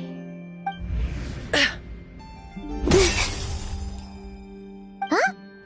What's up with you? You can't even hold your cup steady. Are you getting tired? A little. Well, you should probably hit the hay then. You've had a really tough couple of days for you.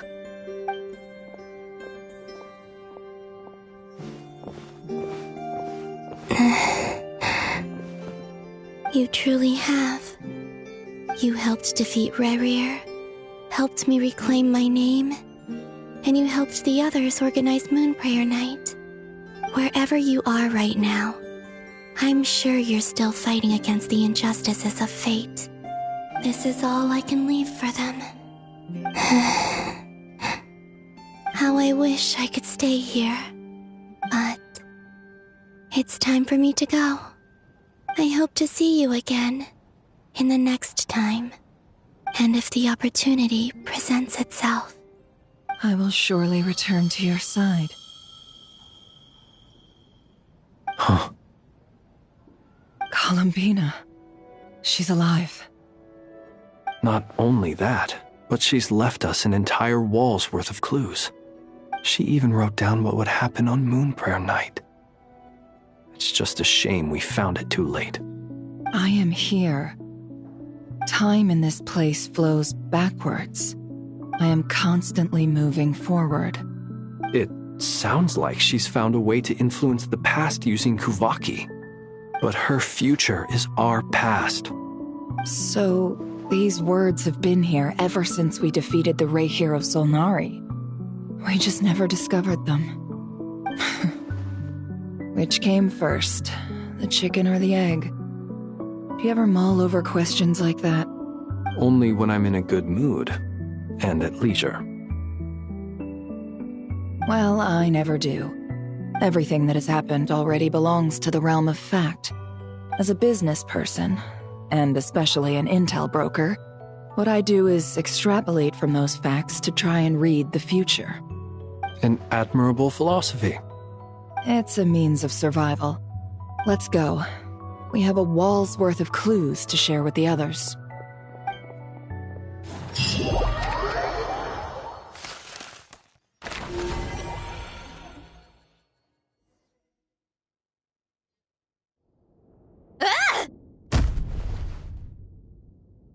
It appears that the Doctor's energy signature has changed to something similar to Kuvaki, but not like the Kuvaki we're used to. Nodcry's Kuvaki devices will only have a limited effect on it. I can see why you've chosen to place your hopes in alchemy instead. Also, I must say these books are rather profound. My subordinates just shipped them in from Fontaine. Some of them are from the Narcissenkreuz Ordo. Some are incident reports from Petrichor, and then there's a few test reports for these junk machines. Additionally, after some further scanning, I've discovered something extremely annoying. What's that? Teyvat's skies contain multiple moons. A long time ago, when I did my first scan, I detected 3, just as the legends say. But when I checked again just now, I detected 4 moons. So there's one extra? Yeah.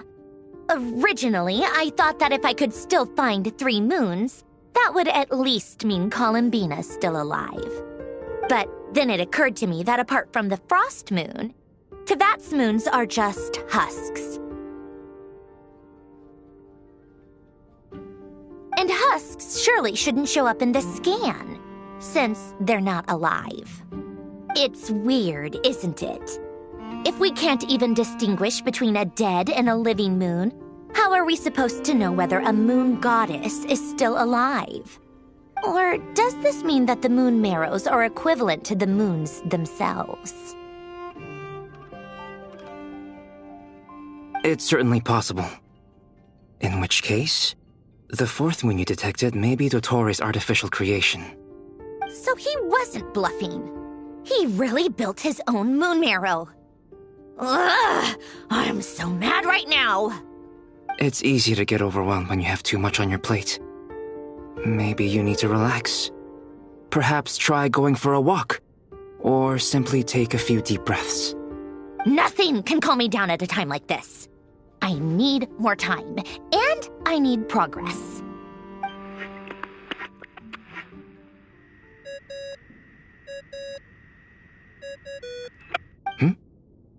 It's Mr. Flynn's. I really hate that ringing tone. Ugh. First the 4 orthants of the Narcissenkreuz, then moon marrows. Now what? Oh, sorry if we're disturbing you. Might I ask what's troubling you? What do you want? We're busy. Are you still at the Curatorium of Secrets? Yeah. Look, everyone else is still out, so there's no hurry. Plus, I'm busy, so I would appreciate if you gave me some space. Even though we have crucial intel to share? Fine. I'm listening. Do you intend to share it via the Dodo communication device? Ordinarily, I would, but this is a unique situation. I think it's best that we discuss it in person. See you at the Curatorium.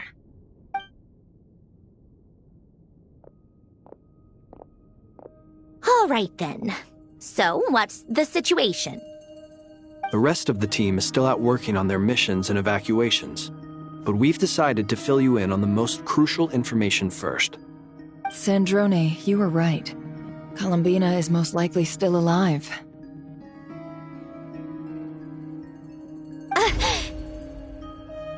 That's the best news we've received in a while, by a long way.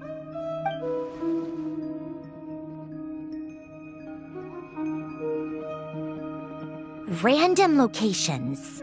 Appearing in reverse order? Are you serious? So not dying isn't enough for the moon goddess, huh? She has to show off too. Anyway, does this mean we can deduce her condition from the moon marrows? Miss Sandrone, there's nothing wrong with simply admitting that you're happy to hear the good news. I'm not.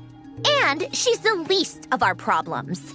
We're facing a huge crisis. If she can't control the flow of time in there, she's just gonna keep moving backwards. Different points in time won't intersect, and she'll never find a way out. Let's say life begins with a drop of water. When did time begin? The moment this planet came into being? No, that's not right. Her final destination would be the moment at which the space she is in was created. But it doesn't seem like we can influence that space from the outside world. So how can we help her? Also, if she's alive, Rerir and Thalindis might be too. But as far as we know, neither of them have come back out. That space may not have an exit at all. I'm afraid I must concur with Miss Nefer in this. Can't exactly argue with that. Let's leave it there for now. I've taken notes on everything you said. Will it help with your research? I doubt it's gonna help with breaking Dotori's energy fields. But who knows when it might come in handy. Better to have it all written down than try to remember everything when I need it. All right, I need to get back to my research. Mr. Albedo has made a lot of suggestions that will require my undivided attention. Sure, I'll stay here. I have things to work on.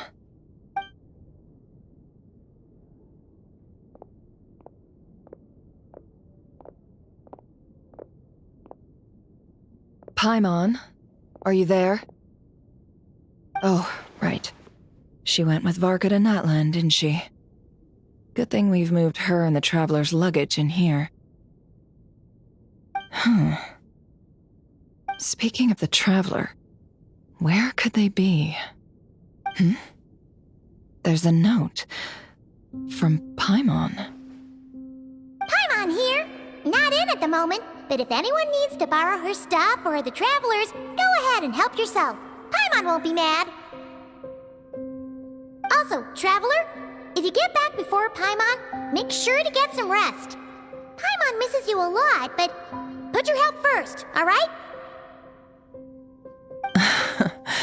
How sweet. Well, since you offered, Paimon, don't mind if I do. This is the Traveler and Paimon's luggage. All the items they use day to day are here. It's well organized. I wonder which of them is responsible for that. What do we have here?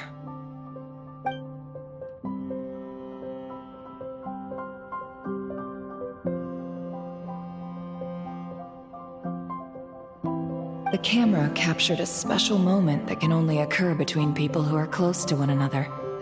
You can really sense how the photographer feels about their subject. I wonder why this picture was placed outside. Is it because Paimon recently looked at it?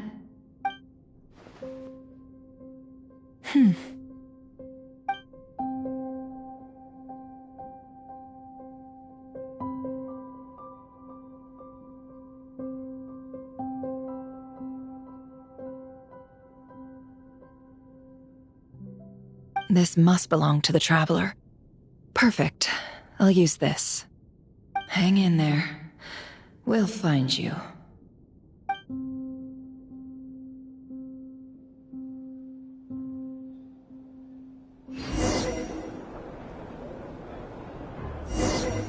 Paulownia.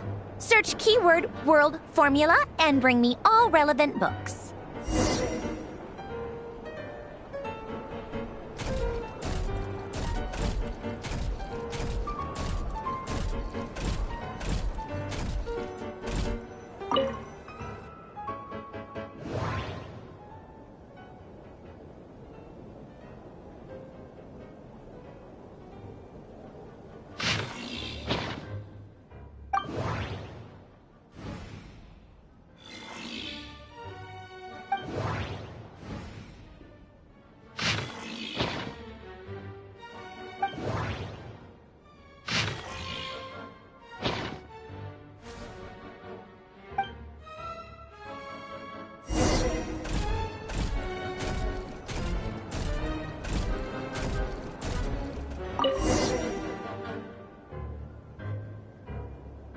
Let's see.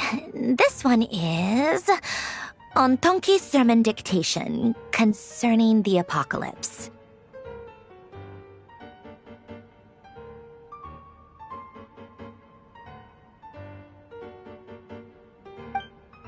I believe that the correct term for this is Fortuna. This was an ancient Romorian technology, a wisdom unparalleled. I never imagined that Remorian ideas would be so similar to the diagram I have named, the World Formula. This is strong evidence that human civilization should gradually shed possibilities as it continues to explore and evolve. The end of humankind may well be upon us right now. The sparks of civilization shall run out, unless we consider introducing variables from outside the system. Variables. Surely that can only mean one thing. Descenders? Dottore likely captured the Traveler because of his descender status. But the Three Moons' authority comes from the world itself. Why would Dottore need anything beyond that? Where does this variable factor in? The world formula calculates the fate of an entire world. Introducing a variable would therefore give us...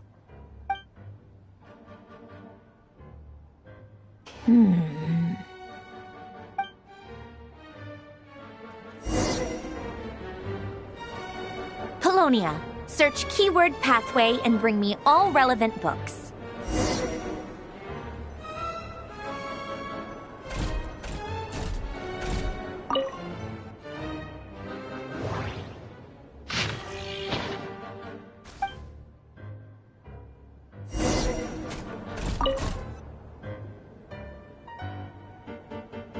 Otonki sermon dictation.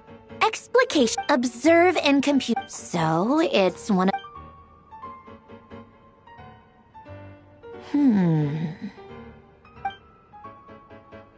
Ugh, this is so long. This guy sure loves showing off his knowledge.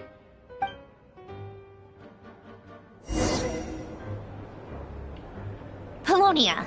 Search keyword tree model and bring me all relevant books.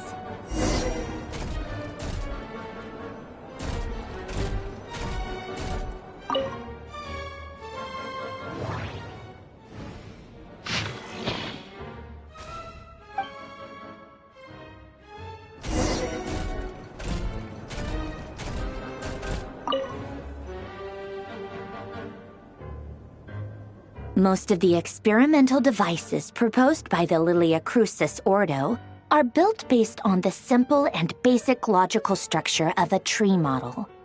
Lilia Crucis. Guess they were trying to cover up the name of the Nautitzenkreuz Ordo? When Duke St. Germanus departed, he said, "It seems that there's no going back." Alas, he is only a genius when it comes to machines. In all other things, he is but ordinary.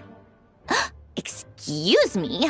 I'm sorry. That's just ridiculous. What kind of book is this? Great Detective Herlock, The Alchemist and the Clockwork Saint? Isn't this a novel? Come on. Still, the author swears that they knew Renee well. Whatever. I guess it's not beyond the realms of possibility that Renee would say nonsense like that on occasion. Memory, wishes, souls, and persona. Frankly, this sounds more like occultism, but if Albedo vouches for it, I suppose there must be some alchemical basis to these techniques. The way Alain Guillotin saw it, the world was comprised of machines. The universe needed machines, and thus his technologies were created. That's why I was born. René, his full name was René de Petrichor, if I recall correctly. Sounds like he and the town must be intricately connected. That place was also the source of most of our information regarding Remurian civilization. Seems like some of his projects were based on their technology. The cutting of souls and storing them in vessels. These seemingly unrelated techniques underpinned René's research. Assuming that the 4 orthants correspond to alchemical categories. The chemical marriage model? Alain would have scoffed at that. He never would have let those theories or parameters anywhere near his mathematical formulas.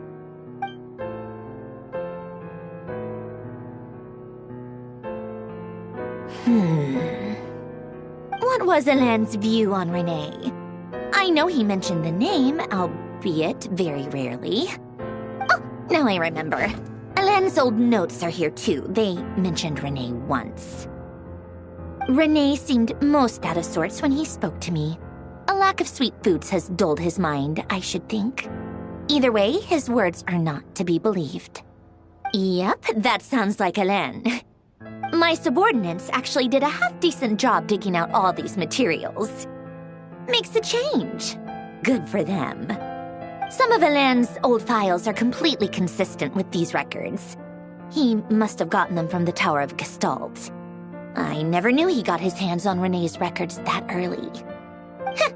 He may have kept them, but he never even attempted to use them. Didn't believe a word they said. Come to think of it, Renee's world formula was filled with calculations of constants.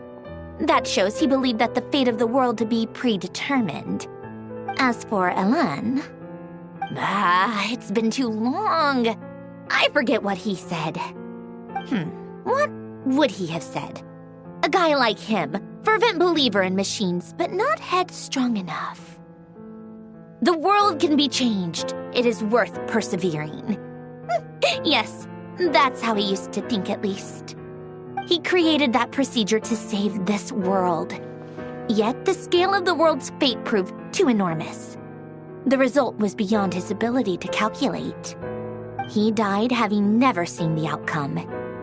And there I was, left behind in the ashes of his dreams. Did you really never take a close look at Renee's research? Or did you read it but deem his philosophy incompatible with your model? The very thought of trying to incorporate his ideas probably made you feel sick to the stomach. Well, don't worry, because there's a whole new category of lunatic in town. Next to Dottore, every other madman looks sane. You once asked me what I wished for. Should have asked him instead. He's the one pining for things you'd sooner die than witness.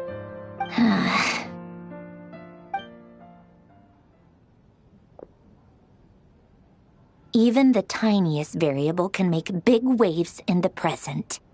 Now then, allow me to put these incompatible fragments together in your stead. First, establish and verify the existence of the Great Circle. Absolute nihil on one end, absolute reality on the other. Now, search between these two extremes. Then, the construction criteria. Variables. The sparks of civilization shall run out unless we consider introducing variables from outside the system. Input variables. Traverse the world, space-time, and civilization. Then extract the essential nodes from the records to determine which variables they point to. The primordial power that differentiated itself from the void. The power of light. Yes, light. Records. Hyperborea. This is horrendously complicated. After all that, I'm still missing a few variables. I need to think this through again. How do you think it looks, Paulownia? Like the frenzied scrawlings of a madwoman? Fine, keep it to yourself. It's not like you can talk anyway. I'll assume you gave it a passing grade. I jest. But true madness does often start with trying to save the world. What would Arlecchino and Columbina think if they saw this incomprehensible hen scratch? They'd probably have me institutionalized. So would Rosaline. She's been dead for a while now. When I close my eyes and think back, I can still see her face. And that enormous dress she used to wear. Such a bizarre choice. What possessed her? Oh, and the clack-clack of those heels used to drive me insane. No one's asking me, obviously, but I hope you all know that I never wanted to save the world. I'm not crazy. I don't have delusional ambitions, and that's a clinical fact. The world needs a solution, but I don't need the world's validation. It's the world begging me for answers, not the other way around.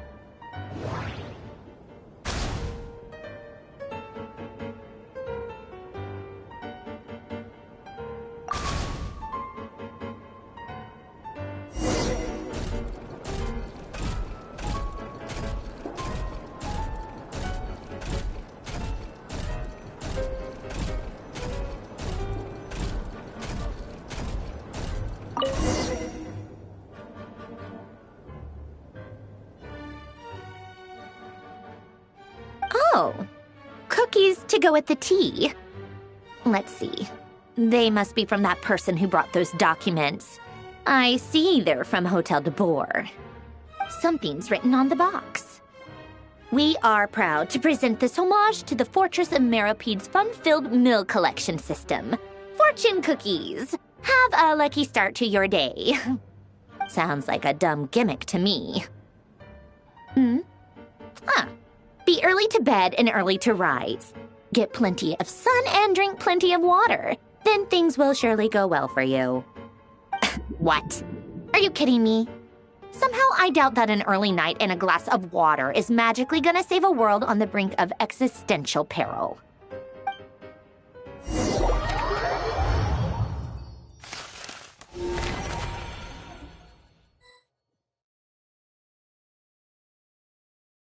Lady Arlecchino, word has reached us that Lady Marionette's troops are all in position. They are ready to act as soon as the order is given.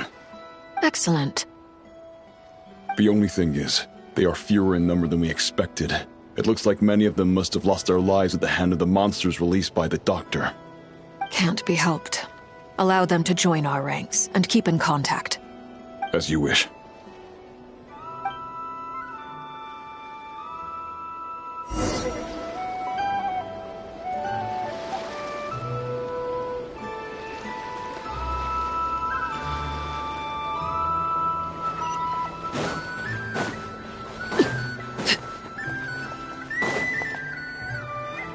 It's been a while, Arlecchino. You look well. Did Dottore really have to build his lab right on the sole path between Snezhnaya and Nodkrai? Had to go on a huge detour to stay out of its line of sight. Sounds like an arduous journey. I assume you've brought word from Her Majesty? Of course, all part of the job. Firstly, the Tsaritsa has authorized Fatui Internal Affairs to review Dottore's case. They will reach a formal verdict on whether he has turned traitor and whether he poses a threat to Snezhnaya.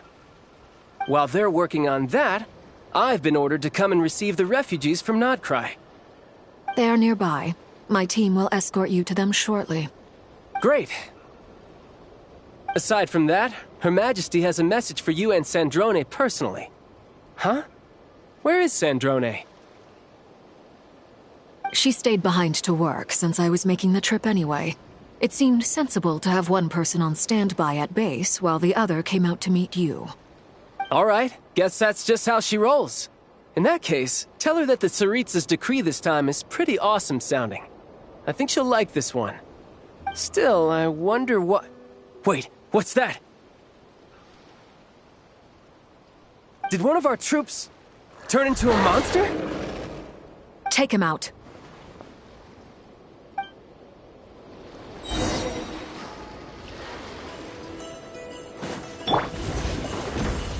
Shouldn't let your guard down.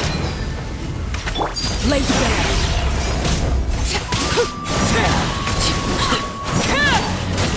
This is where you fall. You've gotten stronger, Arlecchino. Nice. Stop that right now. I appreciate the praise, but I am not fighting you today. I know it.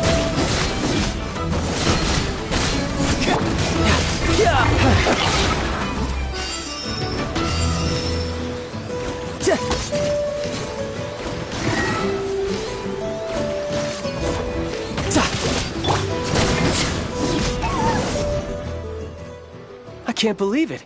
He was a living, breathing human one moment, and the next...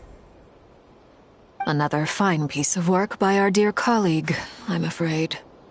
What in the world has been going on in Nodkrai? A lot. But long story short, Dottore stole 2 moon marrows that should have belonged to Columbina, then built a 3rd moon marrow of his own to concentrate the Trilunar Authority in his hands. What? What do you mean he built a moon marrow? People build roads and houses, not moon marrows. What's his next DIY project? He's gonna build a god? You could stand to be less surprised. We are harbingers. The work we are engaged in makes the creation of gods seem mundane by comparison. I tell everyone who asks that you once crossed swords with Rex Lapis while serving as a key supporter for Rosaline's plan. But right now, You're acting like a common adventurer. Thanks for speaking up for me. Those two really took me for a ride back then. Then again, surely no common adventurer would manage to get tangled up with them the way I did. That's gotta count in my favor, right? It almost sounds like you wish to repeat the experience. I might have to lower my opinion of you. No. I'll stop talking. Please, go on. Dottore is currently still experimenting with his newfound power in ways that continue to corrode the outside world. As for the human mutation, I believe this is simply a consequence of his experiments, and not a strategic move. That radiant beast was once a subordinate of Sandrone's. I suspect he was only allowed to live so that he could become an experimental subject. Also, those of us who fought Dottore have been afflicted with a curse. As such, I cannot leave Nodcry. This is so much worse than I thought. No wonder Her Majesty's decree is so extreme. While these exceptional circumstances persist, the Harbingers are hereby authorized to use unilateral executive powers. Should Dottore pose a threat, Arlecchino and Sandrone are permitted to eliminate him. My thanks to Her Majesty. I will pass these good tidings on to Sandrone. Her Majesty has also declared that she will refrain from launching an attack on the now evacuated Nodcry due to the presence of unretrieved research material. A wise decision. By the way, how's my old partner doing? I'm assuming they're with you? Partner? You mean the Traveler? I'm afraid I have bad news. He was captured after our failed assault in Dottore's lab. His whereabouts are currently unknown. What? Why? Since when does Dottore have a bone to pick with him? That is indeed the question. I'm not sure he does. He must have some other goal in mind. This won't do. I have to rescue him. You can't. We have no idea where the Traveler is. What am I supposed to do then? Stand here twiddling my thumbs? Sandrone is working on it. The best thing you can do right now is complete your mission. Fine. I guess I'll leave this to you then. One last thing. Tell the Rooster to get the message out to the gods and citizens of every nation in Teyvat. Beware. An uncontrollable pollution is spreading forth from Nodcry. The source of that pollution is a madman drunk on the success of his experiments. The Fatui and our allies will endeavor to contain the threat. However, if Nodcry falls, things are likely to escalate. Considering Dottore is one of our own, all Fatui stationed in Nodcry consider it our duty to stay and fight him to the bitter end. Whatever the cost. Hey, don't be too pessimistic. If it comes to it, I'm sure Her Majesty won't stand by and do nothing. I hope you're right.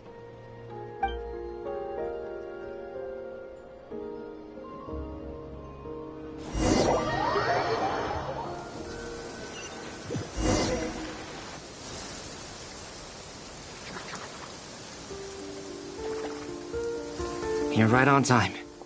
Thanks. Hey, do you think I'll get that gliding exam exemption? I made sure I was on my best behavior in Mondstadt. I landed well outside the city and walked in through the gates. I'll help you apply, don't worry. For now, let's see what we have here. What are the Doctor's energy fields even made from? The usual attract and repel principles that govern Kuvaki don't seem to apply to them. They are very mysterious, but ultimately, they appear to be comprised of energies from the three realms. Thanks to research by Master and the Hexen Circle, we know that Teyvat's 7 elements are derived from the more primordial power of the Light Realm, which is antagonistic with the power of the Void Realm. Since you have the power of the Dragon Durin within you, I'm sure you can already tell that this energy field contains no abyssal energy. That's true. It's not abyssal energy, it's something pure, wild, and untamed. I've been thinking about something. Do you still remember the device that Dory supplied from the Academia when you and Miss Columbina fought Raria? That was one of the most marvelous feats of ingenuity I've ever seen. The design, the craftsmanship, The material selection. I couldn't fault any of it. Not to mention the operating principles. Surely the most ingenious feature of all.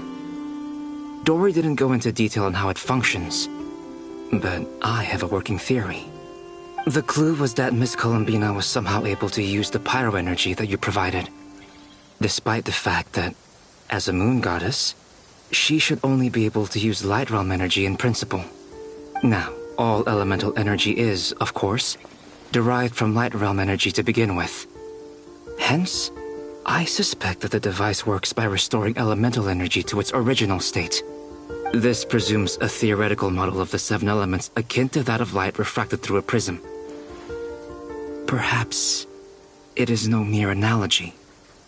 Maybe there is indeed a prism in this model. I almost wonder if the idea for the device was conceived based on direct observations of said prism. It would explain how such an ironclad design concept was achieved. It is at once a masterwork of engineering and a groundbreaking application of the Academia's latest elemental theories. I suspect only Lesser Lord Kusanali herself could have devised such an ambitious technology.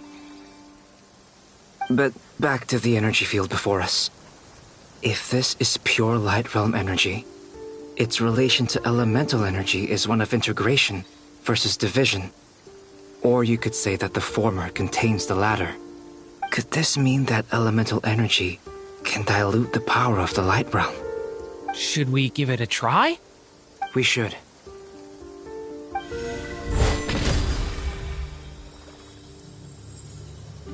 Ha! It works! Clear signs of disruption were detected at the periphery of the energy field. This indicates that elemental energy can disturb or even negate the field.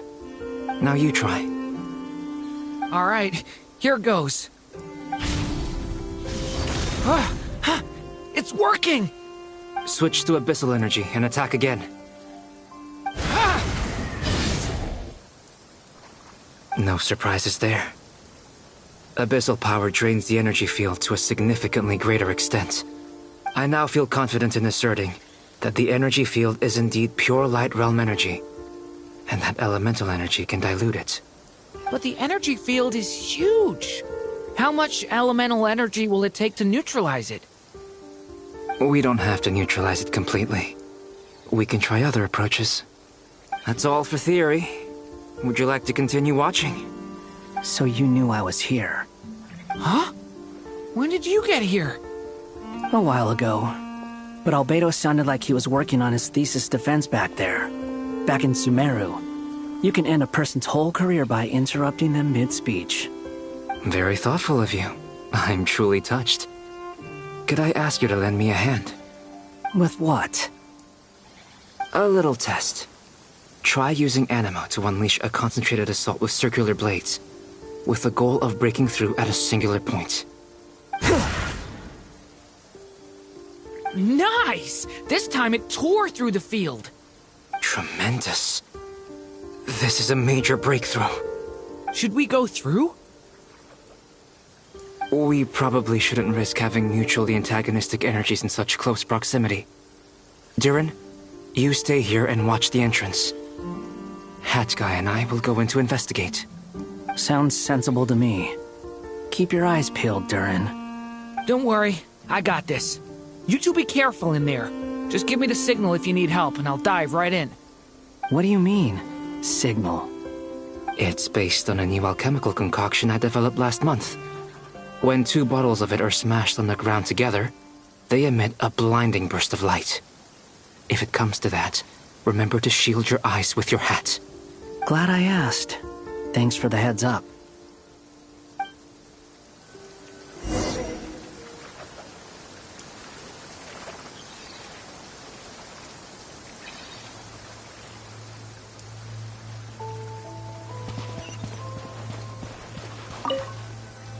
Like I thought. Beyond a certain distance, we can't see the opening where we came in. Maybe that's to prevent people from escaping. Sounds like Dottore style to me. Not much has changed. Things are basically the same here as they were before the energy field appeared. They have no heartbeat and they're not breathing. We can only assume they're dead.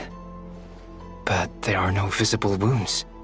Also, there's an animal squatting next to each body.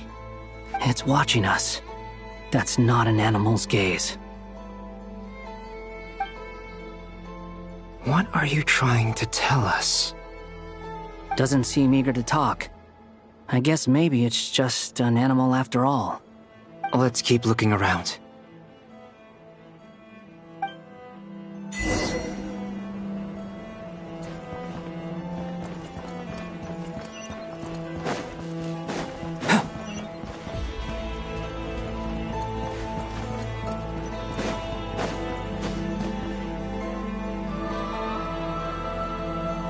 Same situation everywhere. Not a living soul in sight. Just countless bodies with animals standing watch over them. Well, I think we can safely rule out the possibility that they're all pets. Is skirting around the topic your way of showing consideration for other people's feelings? Just being cautious. I don't doubt that you can handle the truth.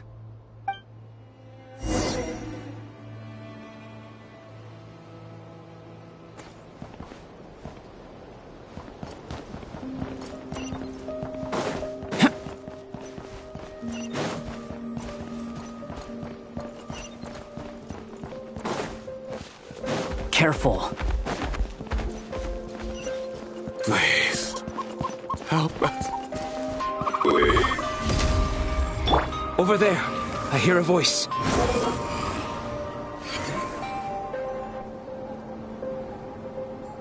Please. Help us. Please. What happened here? I don't know. Suddenly, everyone collapsed. Then my line of sight got lower. I still have some of my senses left. I gotta get out of here.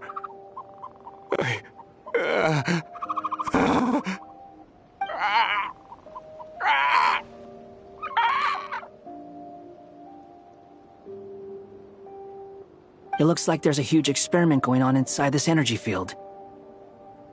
Maybe each energy field is its own giant experiment. Vile. He's swapping human minds with those of animals. Even without the other circumstances, this would be an extremely radical experiment. Those people may have lost their sense of selves, but they are not fully animals either. If they were, they would have left.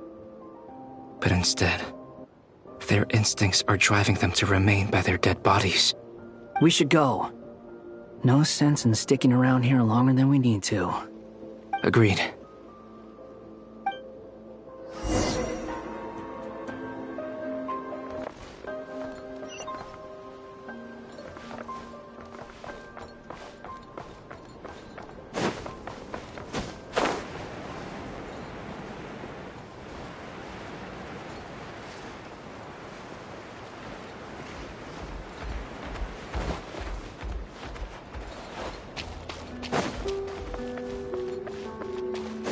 Following me.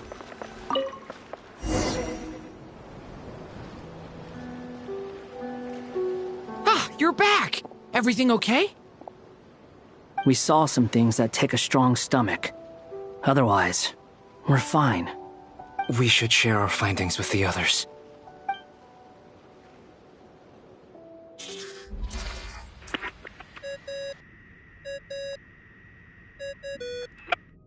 Yes? Who is it?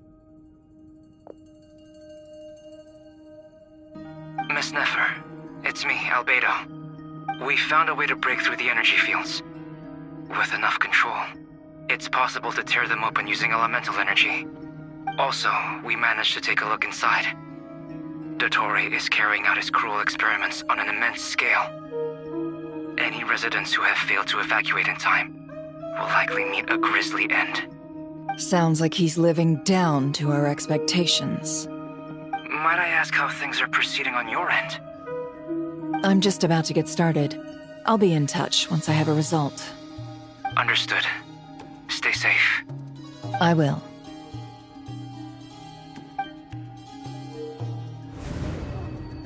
Well, Nefer, I'll link up with you once my tasks are complete. What makes you think I'd need you to do that? I'll need it. And considering the way you approach certain matters, I think you'll be better off with me present.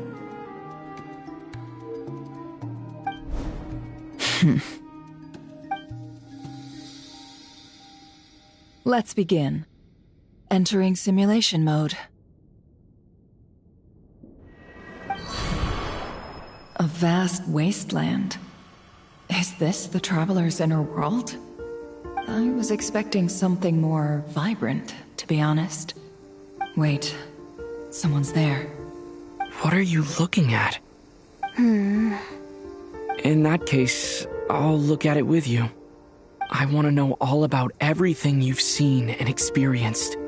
Is there somewhere I should return to? Or should I stay here and be the hero everyone says I am? I don't dislike my current life. Roaming the land, fighting battles, accomplishing missions, earning a living, looking after Paimon. It's not so bad. I guess the only thing that's missing is that you're not here with me. This is the conscious layer, which contains a person's true feelings. It is filled with both longing and kindness. I suppose anyone who lives long enough ends up wishing for someone who can't be there. Maybe it's the only way we can feel truly alive. Time to delve a little deeper.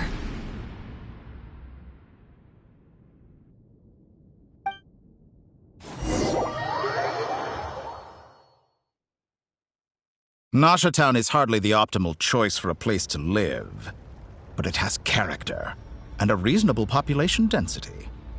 What are you trying to say? Oh, don't be nervous. I was just thinking where might make a good starting point for your journey. Perhaps I should send you further afield. Khaenri'ah, perhaps. Khaenri'ah ceased to exist long ago.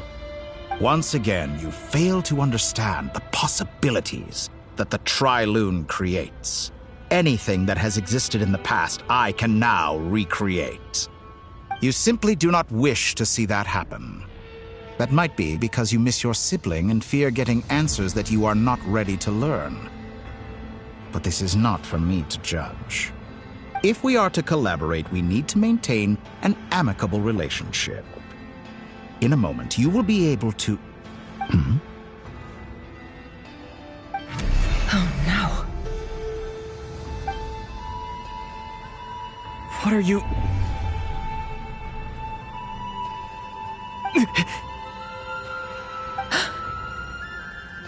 What are you gonna do? Don't move. Something unwanted has crept into... Oh? Gone as quickly as it came.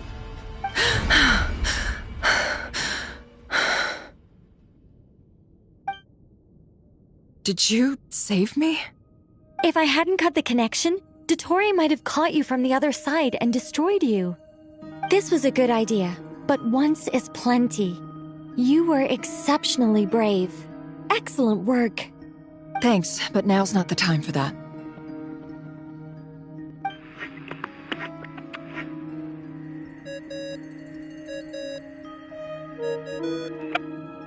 Albedo speaking. I think I know where he is. What is this endless darkness? I can't see anything, even though my eyes are wide open. But why? What happened? Ah, sorry about that. I take it you didn't notice. Just now, a friend of yours took a little peek into your mind. Could it be Nefer? How did she do it? Did she use something as a medium to connect to me? Do you think she's aware of your current circumstances?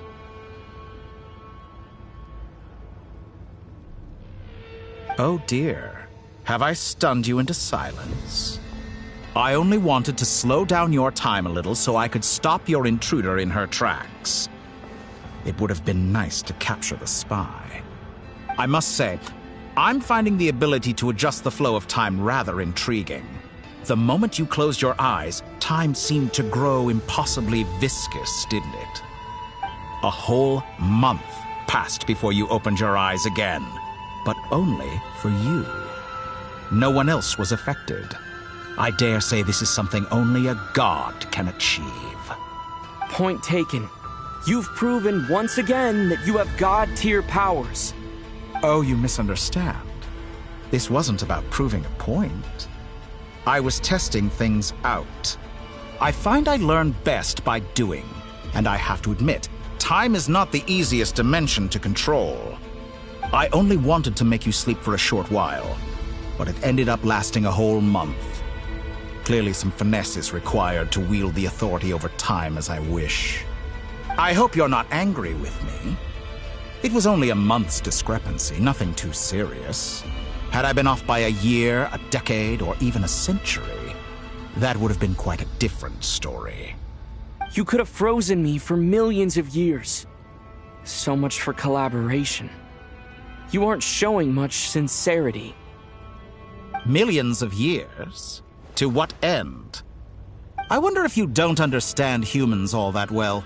They are very pragmatic creatures who understand only that which they can perceive with their senses. If I had you sit here for a week, I imagine people might sympathize.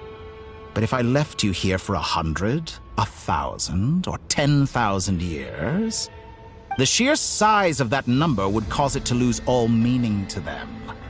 They would not have the capacity to comprehend your suffering, and thus they could not empathize.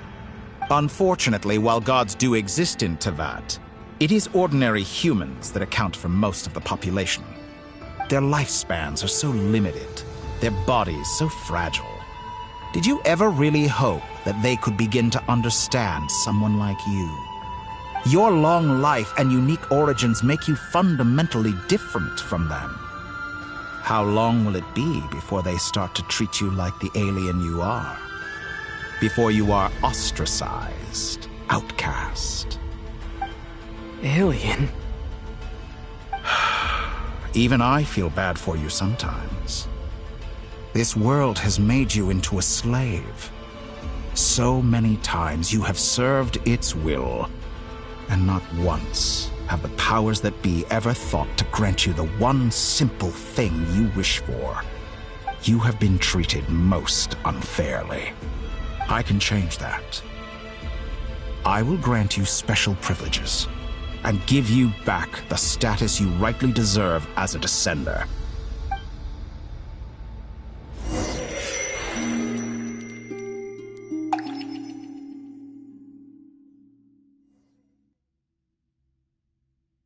I've entered the past 3 times at this point, but I still have so many questions. For instance, beyond each point being further back in time than the last, what determines the specific locations at which I can make entry? So far, the common thread linking all 3 scenarios is that the Traveler has been present. But it's more than that. I know I sensed something familiar around him. What was it? I'll keep this question in mind as I carry on.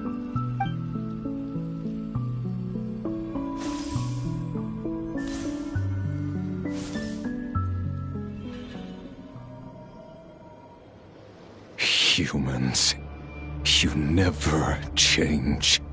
Always trying to use powers you neither comprehend nor control. This looks like Star Sand Shoal. Was this before Rerir regained his physical form?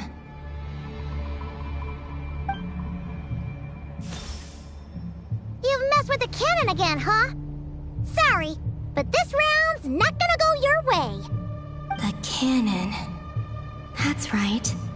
I was at Silvermoon Hall and I sensed an abnormal Kuvaki fluctuation coming from Nasha Town. And right after that, came an ominous power emanating from Star Sand Shoal. My body was once torn into countless pieces and hurled into the swirling chaos of time itself. But even so, my life and will were not extinguished. I wonder if I could try to prevent his resurrection. But how would I do it? What can I do, here and now? Traveler! Behind you! Look at that light!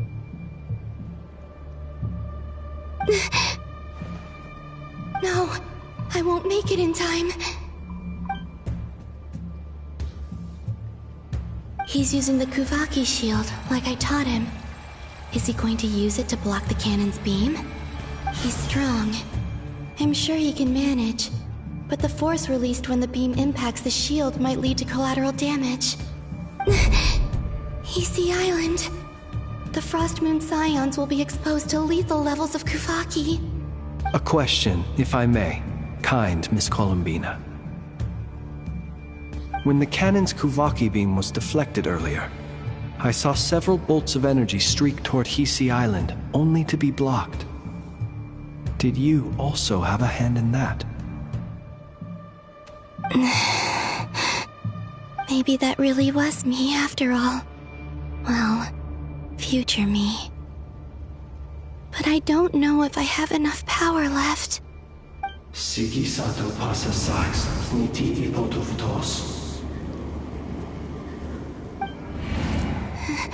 There's no time. Osestikos paratin tiram to risuiku, to pirto aithion feraton. I have to make it. Oh, Frost Moon. Oh, great land. Oh, slumbering moonlight of Notcry. If you can hear me, if you can sense my call, then please, heed me once more!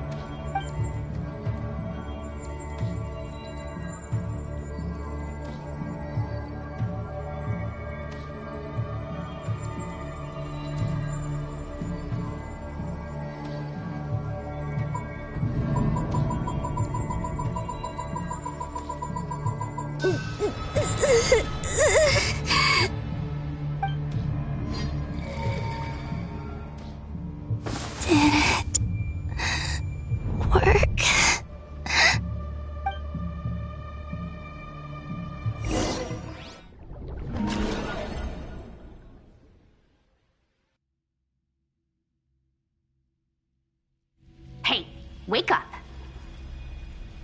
Hey, did you hear me? Columbina, I said wake up, now! Oh, good morning, Sandrone. It's 3 in the afternoon, actually. And could you kindly not use my quarters as your personal nap room next time? But I feel so safe here. And your coffee, right? It's so bitter, but it smells lovely. It's like you were raised by wolves in a forest or something. What did you drink growing up? Grass tea? The Frost Moon Scions certainly led a more frugal existence than the Fatui. Then I'll bet you've never eaten one of these before. It smells delicious. That's because it's a Fontanian recipe. I had a little free time today, so I made a batch. Rosaline will be here shortly, but if you really can't wait, I guess you can go ahead and... Hey, at least let me finish before you start eating! Did the Frost Moon Scions not teach you basic table manners? Or did the rules not apply to you because you're the high and mighty moon goddess? These are so tasty. Of course they are. I made them. I was worried they might contain traces of machine oil. What?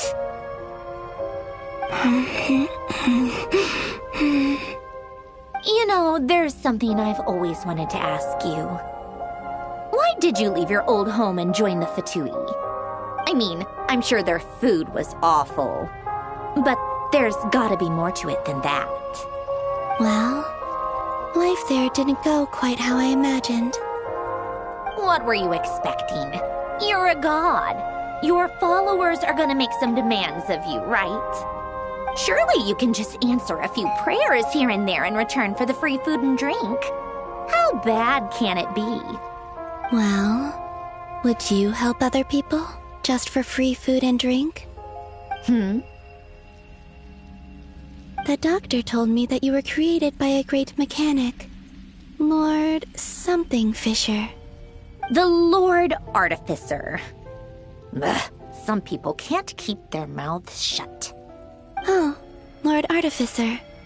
And didn't he have something to do with the, narcissist? Narcissenkreuz Ordo. Yes, that was it. Narcissenkreuz Ordo. So, would you try to fulfill their wishes? You must be joking. I wouldn't go even if they paid me. I don't even know them. Exactly.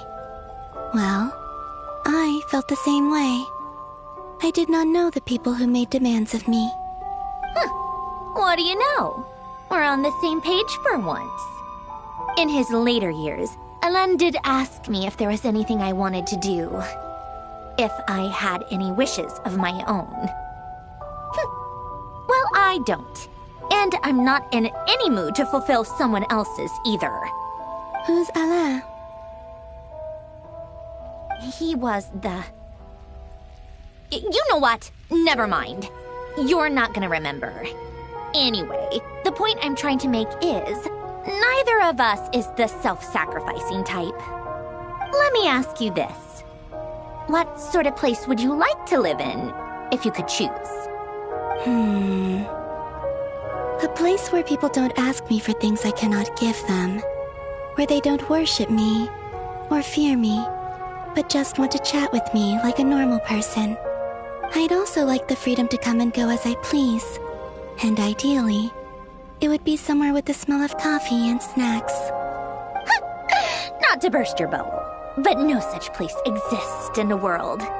Now, take your snacks and scram.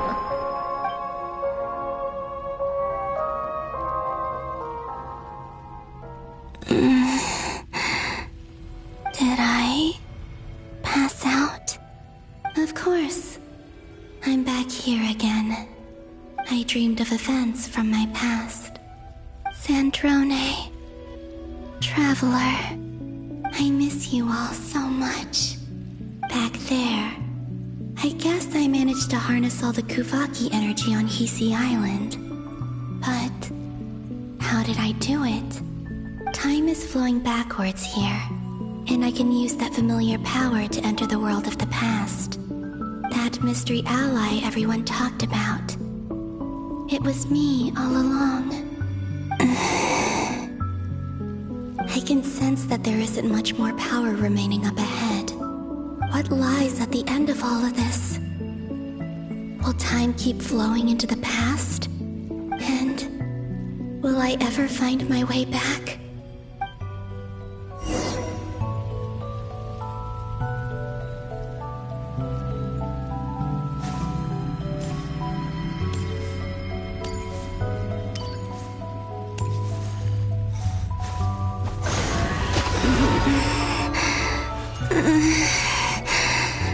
It's getting harder and harder to use my power.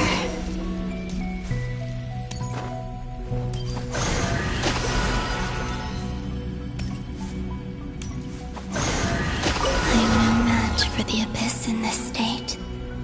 I need to avoid the contaminated fragments.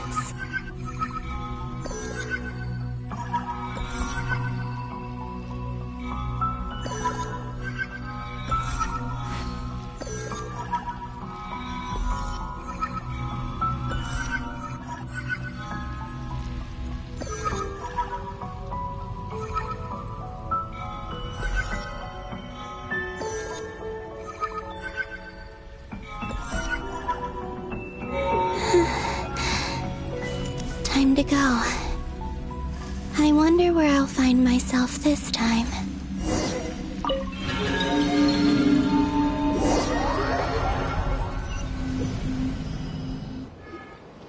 The Final Night Cemetery. this is where Flint's is based. Or not! How are we supposed to read through this many files? Difficult, yes, but it is also our most efficient option. Seems like they're searching for information. Oh, I remember. Flint and Varga talked about some files on the Wild Hunt. Was this my doing too? To expose the true intentions of this Rerir, we need to dive into Notcry's history. Are my actions changing the past? Or are they simply completing a process? Is all of this inevitable? Or am I the one making these decisions? If I choose not to help them now, will it change how things turn out? Hope we don't land on our heads then. They're my friends. I can't not help them.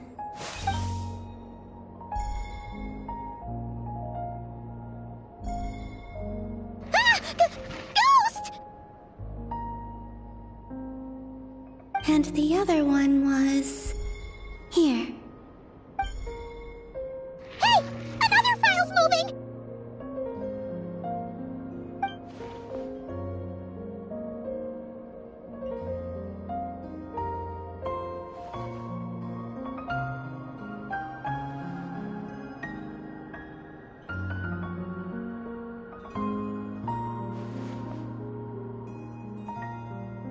That should do it.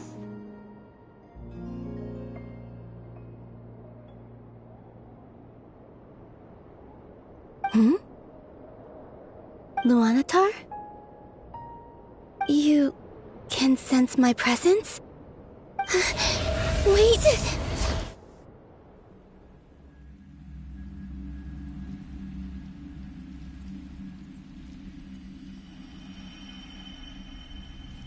Luanatar.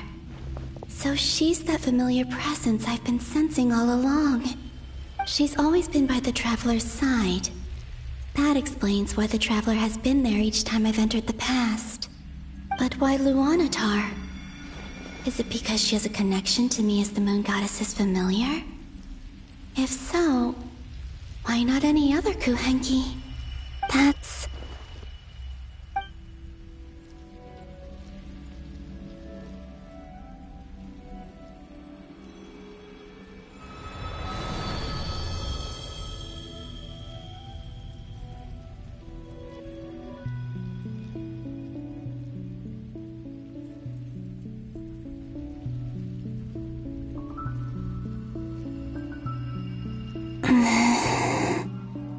I cannot sense any power up ahead. Just a void, stretching out into infinity. This is likely my final chance to enter the past. It's now or never. I have to find a way back.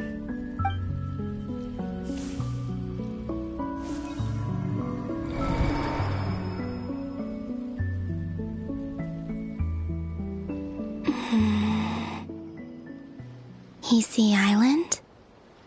How far back in time is this? Where's Luanatar? I can't sense her presence this time.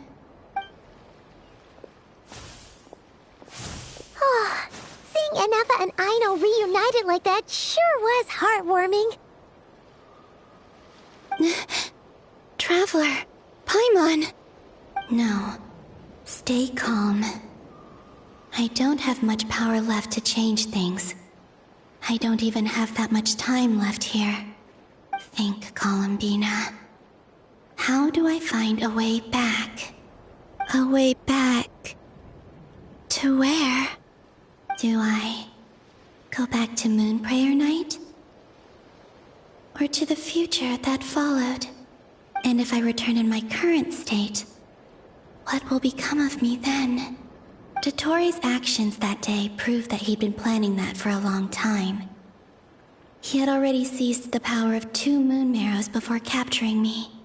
Even if I managed to get back, how can I fight against him when he wields the Tri-Lune Authority? I can't. If I go back like this, I'll be playing right into his hands. I have to find some way of rivaling the power he has usurped. Wait. Time flowing backwards. The Trilune Authority. Does that mean... I think I know what the final destination of this lunar reflection might be. I know what I must do. Speaking of homes, we must already be close to where the Frost Moon Scions live. The vibe here feels different, just like the scenery. But how do I communicate my plan to my friends? Should I write it down here? No. Someone else will see it.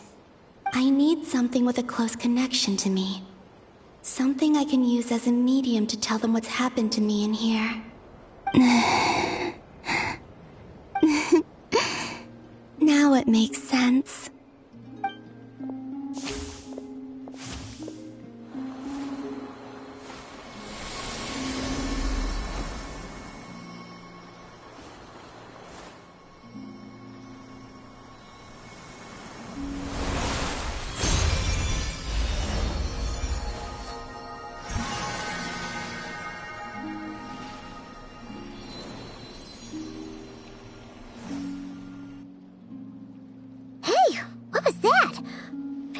Some sort of breeze blew by, and then the petals suddenly turned into... Huh? It was I who brought Luanatar into being. I gave up a piece of my own soul to create her. That's why I could sense a familiar power from the moment I entered this space. It also explains why she's been present in every past location that I've entered. Because we have a deep connection. Hey there! What's your name? And the reason why there are no more gates to the past after this point is that Luanatar hadn't been born then. No wonder I sensed the trace of a blessing when we first met. But I still didn't recognize the soul hidden within you. Back then, I was just a little lost dove. I had yet to become Columbina Hyposelenia. Go on now. We've got stuff to do. Best you find someone else to hang out with. Hey, you scared it off. I'll be counting on you. Remember to stay by the traveler's side, guide him, and help him in my stead. Oh, and bring him to the garden where the moon prayer blossoms grow. There's a little lost dove there who will need his help.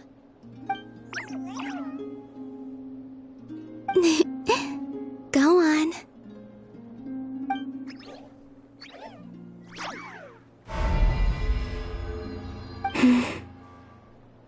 You too. Go and live your story. As for mine must go in a different direction.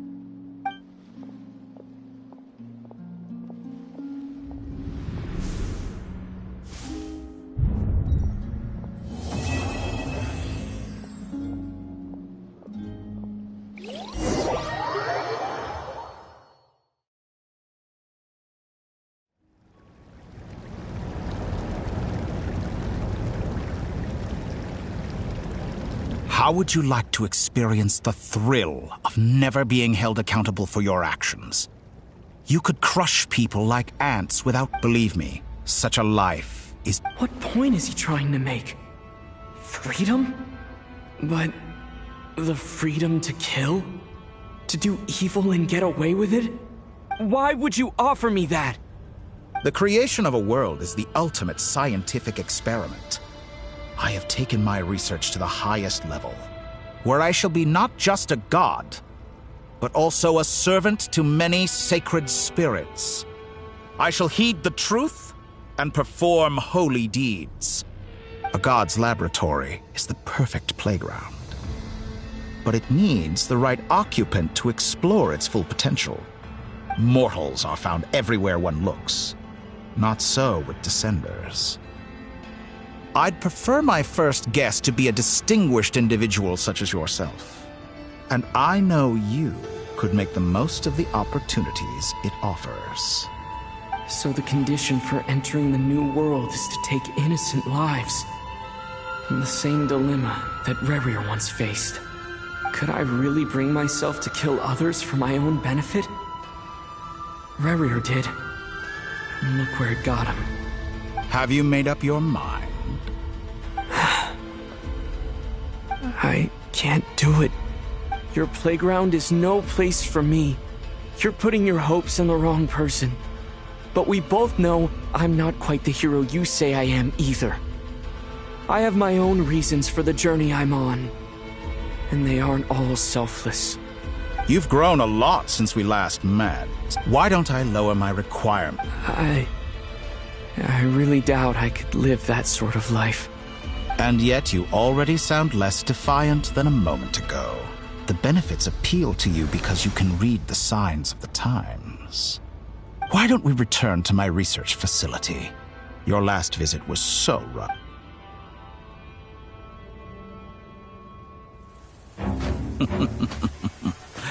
Now to that question, Heroes don't attack from behind. Guess I'm no hero. This is most disappointing.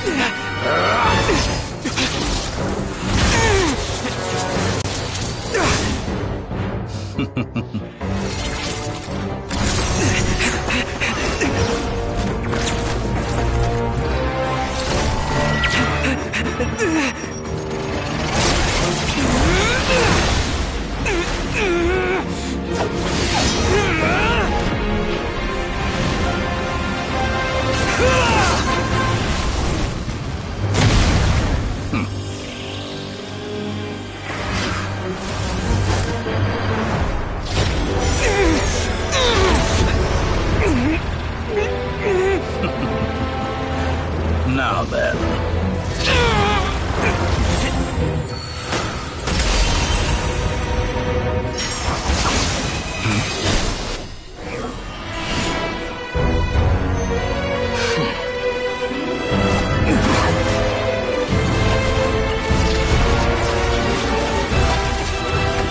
A new face.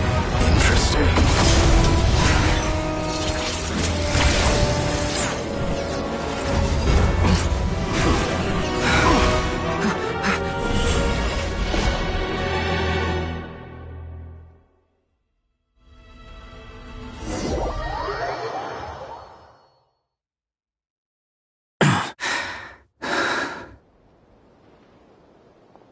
You're still gonna call me Hat Guy after that, huh? I didn't see anyone else in there who needed saving.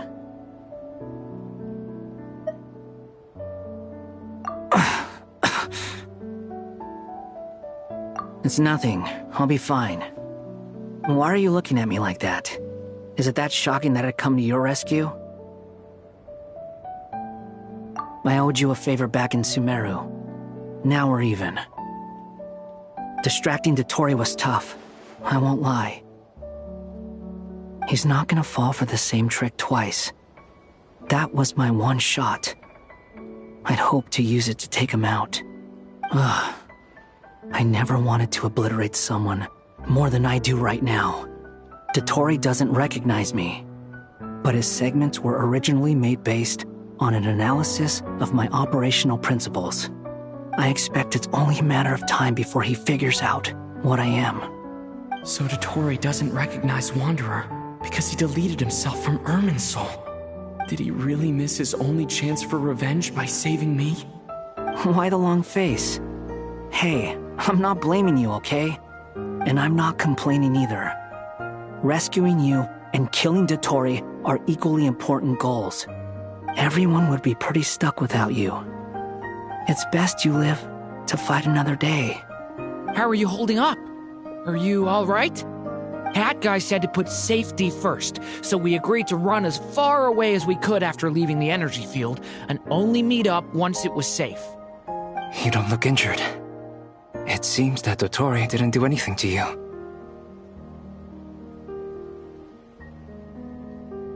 All right. Rescue operation complete. Let's head back. There's a lot more work to be done before this is over.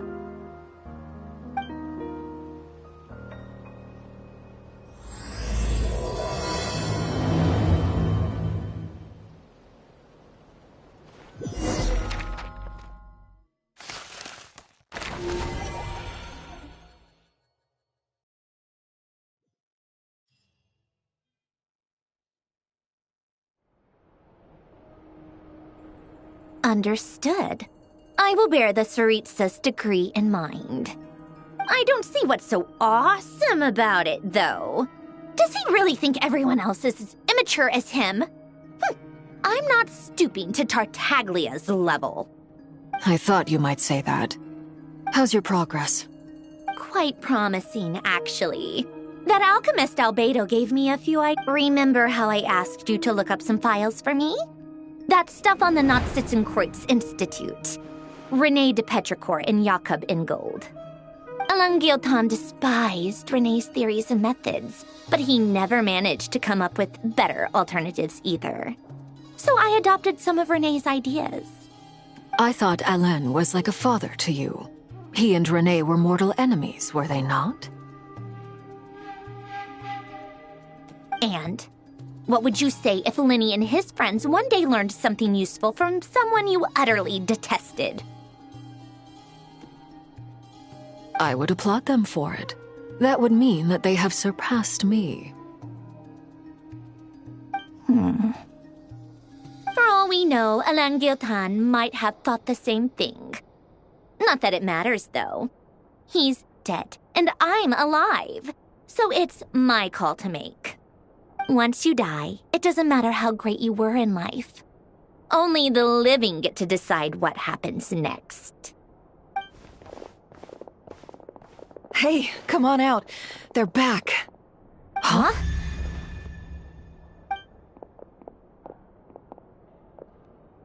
You're back? And your head's still screwed on? And you still have all your limbs? What does it look like? Way to keep your composure, madam. Excuse you. I am perfectly composed. Glad you're okay. Yes, it's a huge relief.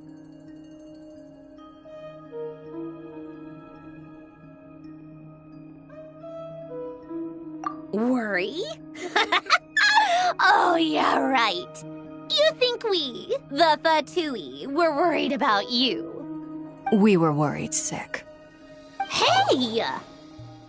The Traveler and I were already friends. You are free to join this mission in whatever capacity you please. Much like your tea parties. It's a laugh a minute with you guys. I must say, I was quite surprised when Mr. Albedo told me he would need no additional aid. We discussed this on our way back as well. I am rarely so unequivocal, but in this case, we had full confidence in Hat Guy. He said he knew what he was doing. Albedo and I pretty much had to just wait outside on standby. Meanwhile, Hat Guy broke into the energy field and rescued the Traveler solo. You didn't have to mention that. Well, I'm thoroughly impressed. You are a force to be reckoned with, Hat Guy. Is he back? Is he really back?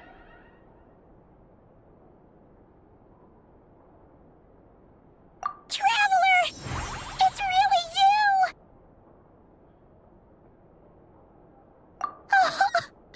Oh, thank goodness! Paimon missed you so much! You can finally breathe easy, Paimon. It's great to have you back in one piece! Oh, Paimon's been having nightmares the whole time you were gone!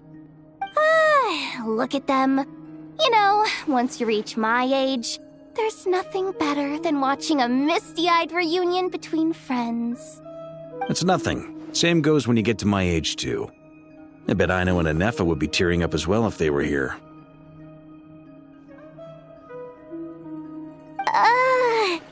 Varka, I'm not sure Anefa can cry. Oh, yeah, good point. Hey, your eyes are looking a little red and puffy. Come here, let's hug it out. What? You're not my dad, okay? Knock it off! Everyone, I'm sorry for all the trouble I caused you. But the silver lining is, I didn't come away from this ordeal empty-handed. While I was being held captive, I learned a lot about Dottoro's current capabilities, and what he plans to do with them. Allow me to explain.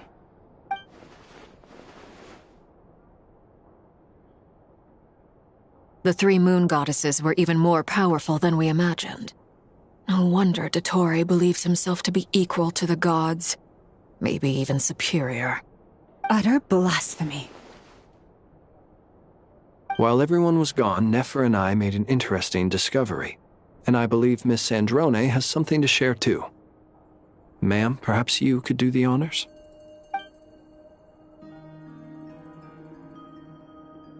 Called it. Getting rid of a pesky troublemaker like her is like trying to clean up after a crumbly cake. It always comes back to haunt you. Our next step is to find a way to bring her back. A place where time flows backwards, with no destination in sight. Surely it must have been created for a specific purpose. But I fear the answers are buried deep in Teyvat's history, held by great powers beyond our reach. It sounds like she's on a specific path through time, just traveling in the opposite direction to us. The question is, where does that path lead? Or will it keep going to infinity? We considered that question as well. Strictly speaking, time is not infinite. Indeed not. Every road has an end. Nicole! You sure loved quietly sneaking in mid-conversation. I do, in fact. It's something I've always done at our mages' tea parties. Quiet, mysterious, and persuasive. You wonder what lies at the end of her road.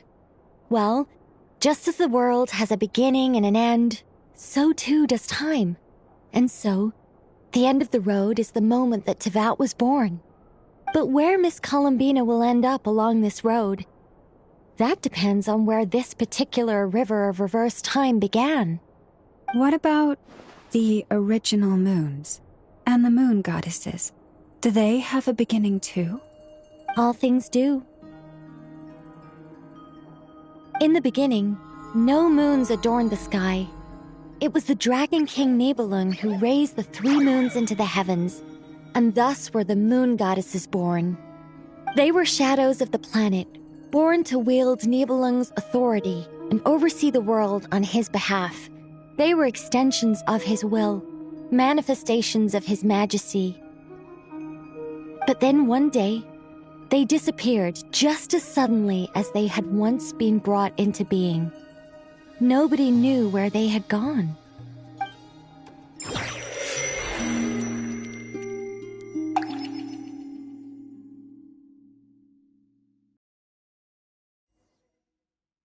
Like I thought, no more paths back to reality have emerged since.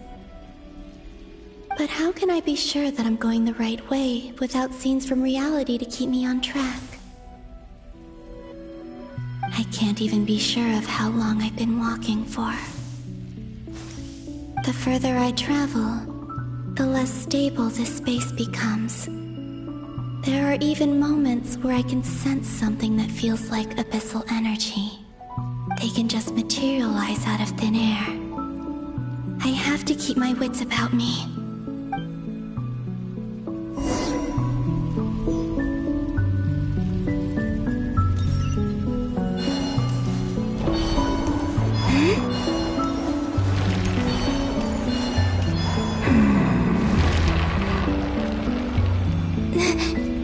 Is that the Ray here of Solnari?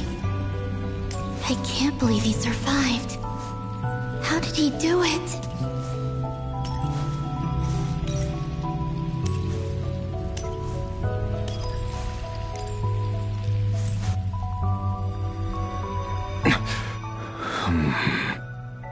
You are the moon goddess. But how? Please, there's no need. I'm not in interested in fighting anymore.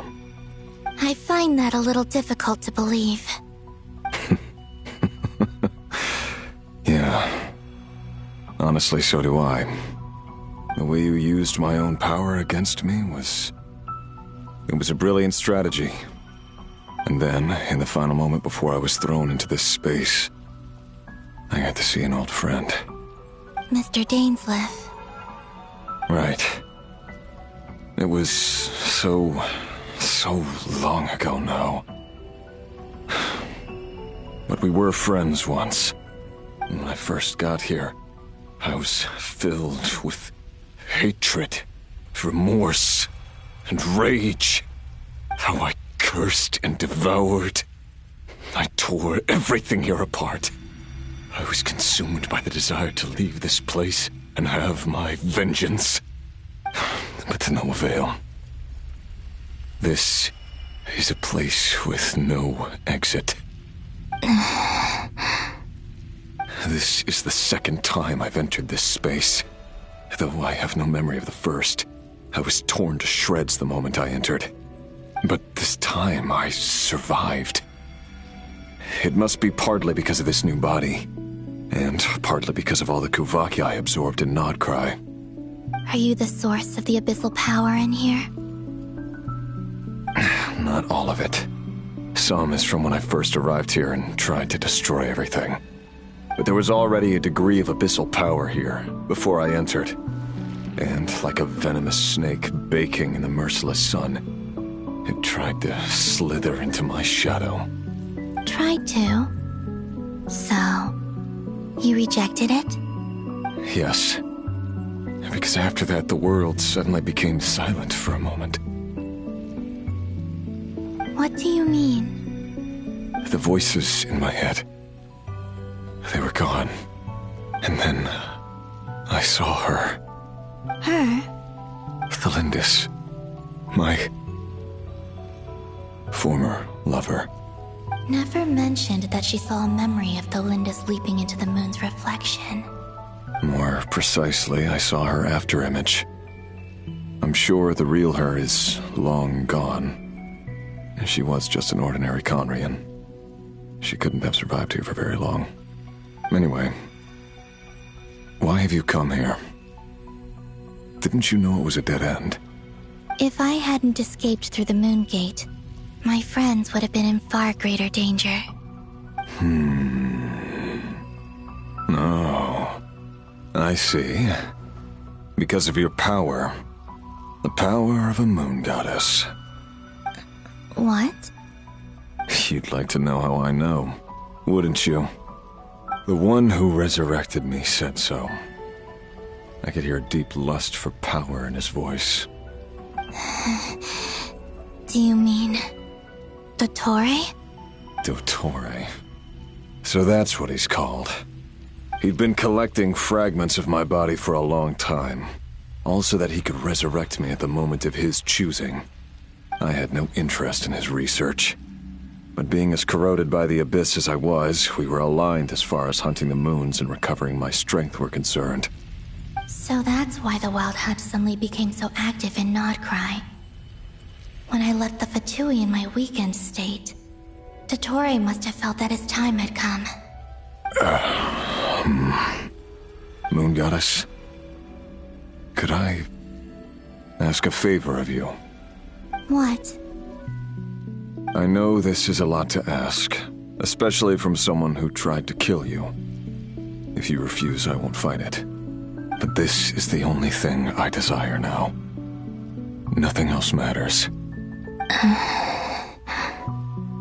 What do you want? I'd like you to take a message to Thelindis for me. Thelindis? But... Yes, she's dead. But like I said, I saw her afterimage. I can sense that some part of her soul remains here. Far, far ahead. Why don't you go and speak to her yourself? I can't. I don't know why, but I can't move freely in this space as you can. All I can see is a glimpse of her, walking away. Just like the moment when I last saw her in life. In return, I will clear these abyssal obstacles for you. No, not in return. I'll clear them for you, whether you want to help me or not. It feels like something I ought to do. Why? Yeah. Why, indeed. I've been asking myself that question a lot recently. Why did I do the things I did? I'm tired of it all. Tired of the person I became. People used me. And then I turned around and started using others.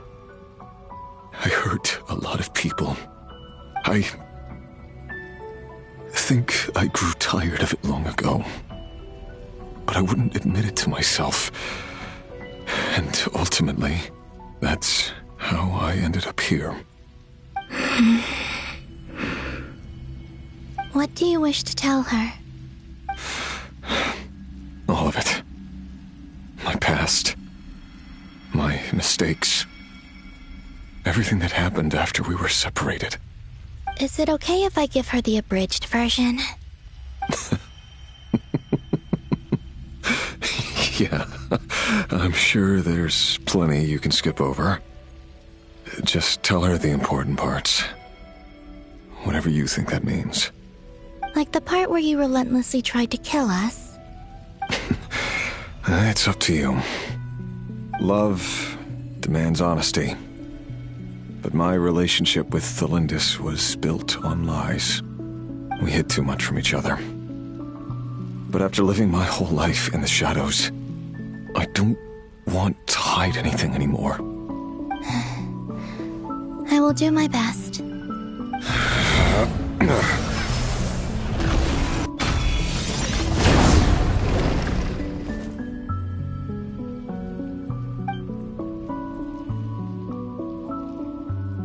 There.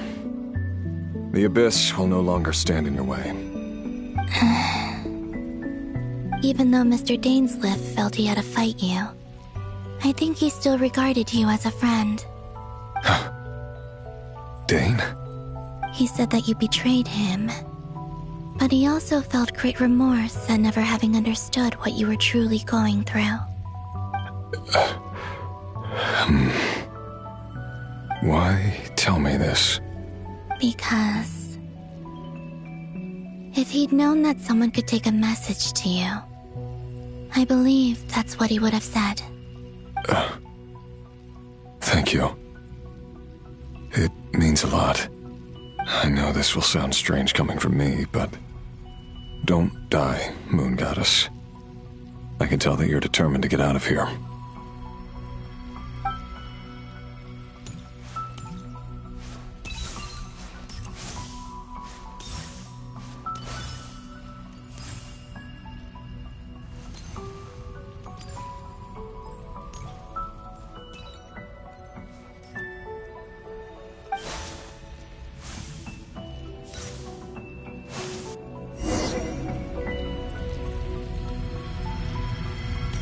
He kept his word.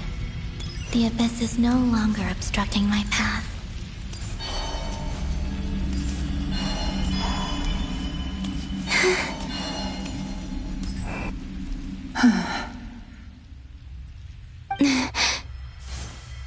Is that Thelindis? She wasn't far off at all. And yet, they can never meet. Hello, Miss Thelindis. Who are you? How do you know my name? I've never seen anyone else here before. You can call me Columbina. I promised Rerir that I'd bring a message to you. Rerir?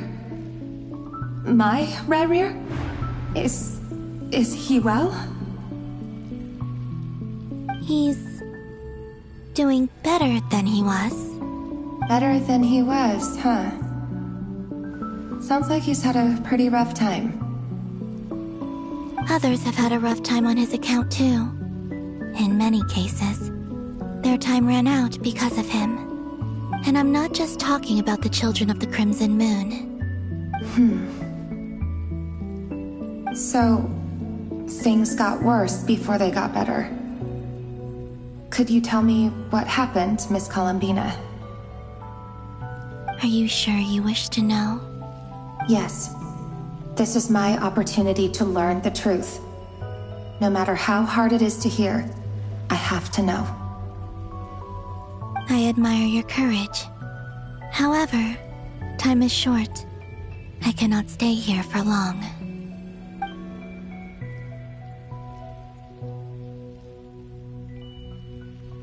Rayrir had seeds of hatred in his heart, and many people nursed them for their own ends.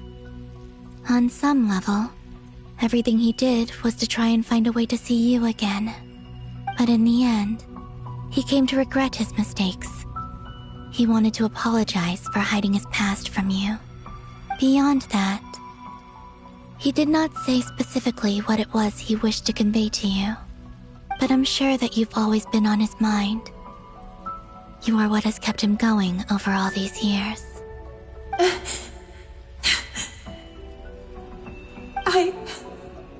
I'm sorry, Miss Columbina. This is so upsetting. I'm not sure how to put my feelings into words.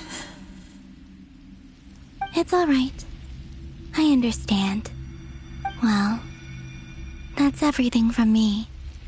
So, I guess I'll be... Wait.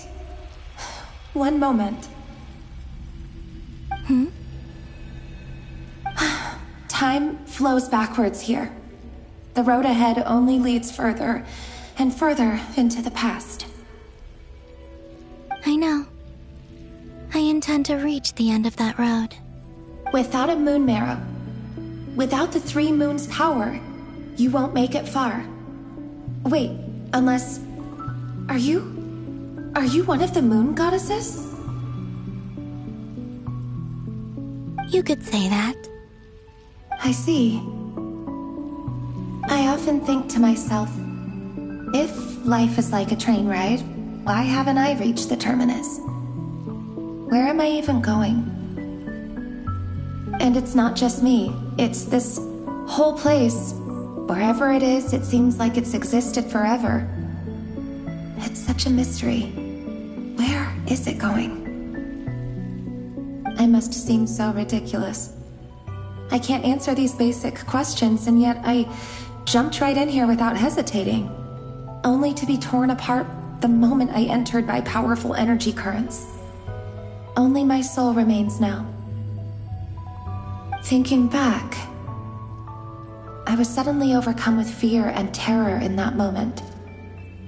Perhaps I too became bewitched by the Abyss. I may have been the leverage it needed to control Rayrir. I used to be a researcher at the Universitas Magistrorum in Conria, researching the iridescent moon's marrow. Eventually, I came to the conclusion that time in here flows in reverse. Rayrir was one of the Finster King's retainers. With me, he was in an impossible position. It plagued him constantly. I wanted to help him escape his lot in life. I wanted him to be happy, so I thought I'd use this place to return to the past. At the time, I thought I could just go back to the day that the Finster King first found the princess. It was only after meeting the princess that the Finster King started going too far with his research into the Abyss. That was the day all of our woes began. I thought I could stop the king from ever meeting her and solve everything. I couldn't kill the Finster King himself, so I had to find another way to save Rayrir. That's why I wanted to go back, to kill the person who had brought new possibilities to our realm. I'm sure it was a futile endeavor, but the Abyss probably enhances the basest human desires. So I naively hoped I could change everything. But I was simply too weak. Like a speck of dust against the whole universe. Look at me. I didn't even survive the journey here. Not physically, at least. I know I'm never getting out of here, but you're different. You can make it, and I want to help you. I owe you that much. How do you plan to help me? Have you noticed the golden energy that exists here?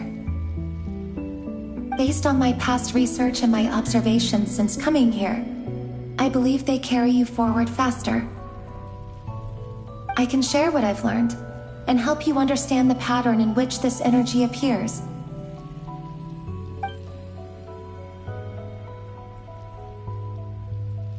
I think you just might... Now, I know you will be able to change the past. Also, I've been speculating about where this phase ends. The documentation was scanned, but from what I know of the legends about the moons, the oldest ones seem to begin with Nibelung, king of dragonkind.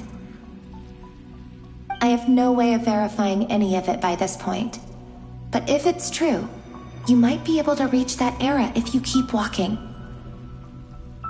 Understood. Thank you, Miss Delindis. I'm the one who should be thanking you. If you hadn't entered this realm of everlasting death, what use would my deductions be? Thanks to you, they have some meaning. About Rayrir, I'm so sorry. For everything. It wasn't your fault. That's not true. Because we both feared bringing trouble upon each other, neither of us ever told the truth. And that dishonesty sealed our fates. But enough about that. I wish you a safe journey, Miss Columbina.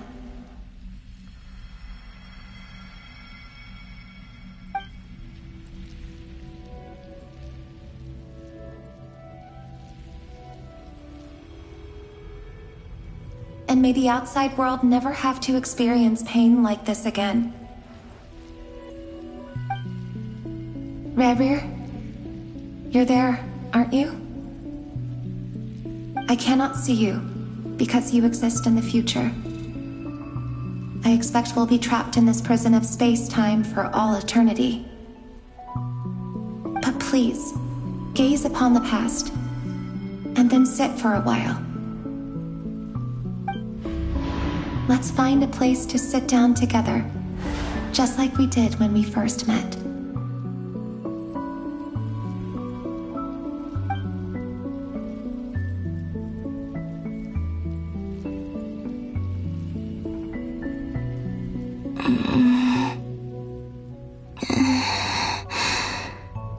How long have I been walking? How much further till I reach the end? Is there even an end to be found? Everything's getting blurry.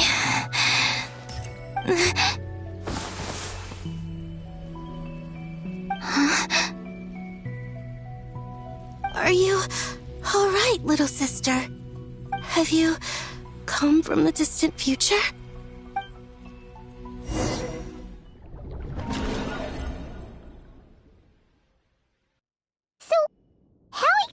Did the moons just disappear? Shouldn't it be a little harder to get rid of major creations like moons? The world is a vast and ancient place. On a certain scale, all life lasts for but a fleeting moment. Miss Nicole explained that the moon goddesses likely perished in the War of Funerary Flame. The moons themselves were also destroyed at that time, save for the Frost Moon, from which a new moon goddess was later born. Am I missing something then? 'Cause the stories say that the moon goddesses were born on the moon, but doesn't Columbina say she was born in Nodcry? Huh, you're right! Why do their birthplaces differ? What's the difference between the two generations of moon goddesses?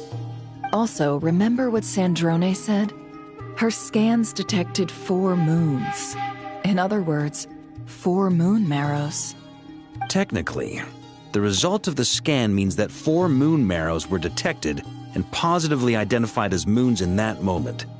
In other words, this piece of information alone isn't enough for us to know how Miss Columbina is doing right now. Yep, we have no way of staying up to date on whether she's dead or alive. She's on her own for now. But at least she's trying her best to get back to us. Yeah. She's a tough cookie. And a sore loser, too. We have to trust that she'll find a way. Because we really need her power. As much as it pains me to say it, we've got no chance of beating Dottore in a straight-up fight. He's much too powerful. It wouldn't even be close. That maniac is going to devour everything in his path until he reaches us. We need to find someone or something that can stop him before he does anything worse. I'll be frank. Our only hope of defeating this false god is with a real moon goddess on our side. I'm not just saying this because Columbina's a friend and I want her back safe and sound. It's just the truth. And I know that even she was no match for him when he attacked, but I don't have a better solution. We're not giving up on saving her, whether she can defeat Dottore or not. Right. Don't worry, Miss Sandrone. We're all aligned on saving Columbina. No one's trying to argue that we can only justify saving our friend because it will help save the world. This is about multitasking. We want to save both. So, she's more than just a moon goddess to you guys? Absolutely. Duh! She's part of the gang! And you are too, you know. Yes, I know. You don't need to labor the point. I knew that the moment I came running over with my documents that I was part of the in-group. I mean, if Arlecchino can fit in, I certainly can. Anyway, as for how we get Columbina back, I've been working on it constantly. But I think I'm still lacking certain information about the moon.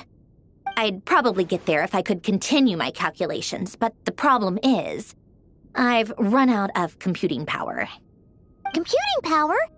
You mean you need more energy? No, the issue isn't energy, it's processing power. There's so much data to get through that the whole process has just ground to a halt.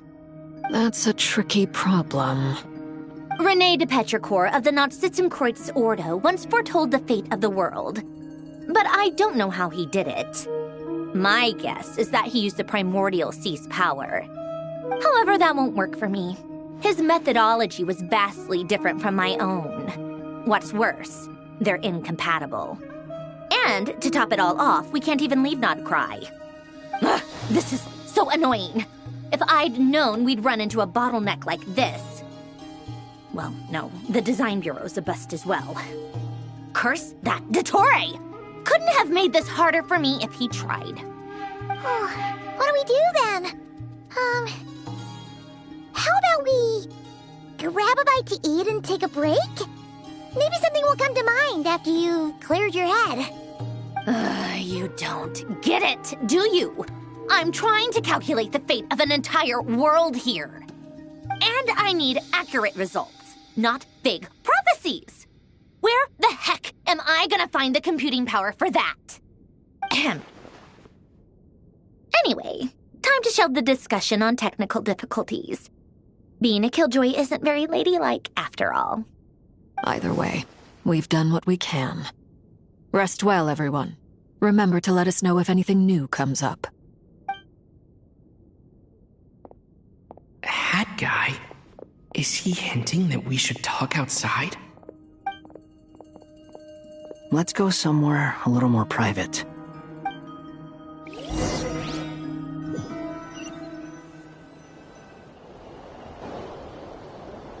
You know that Dory went back to Sumeru, right?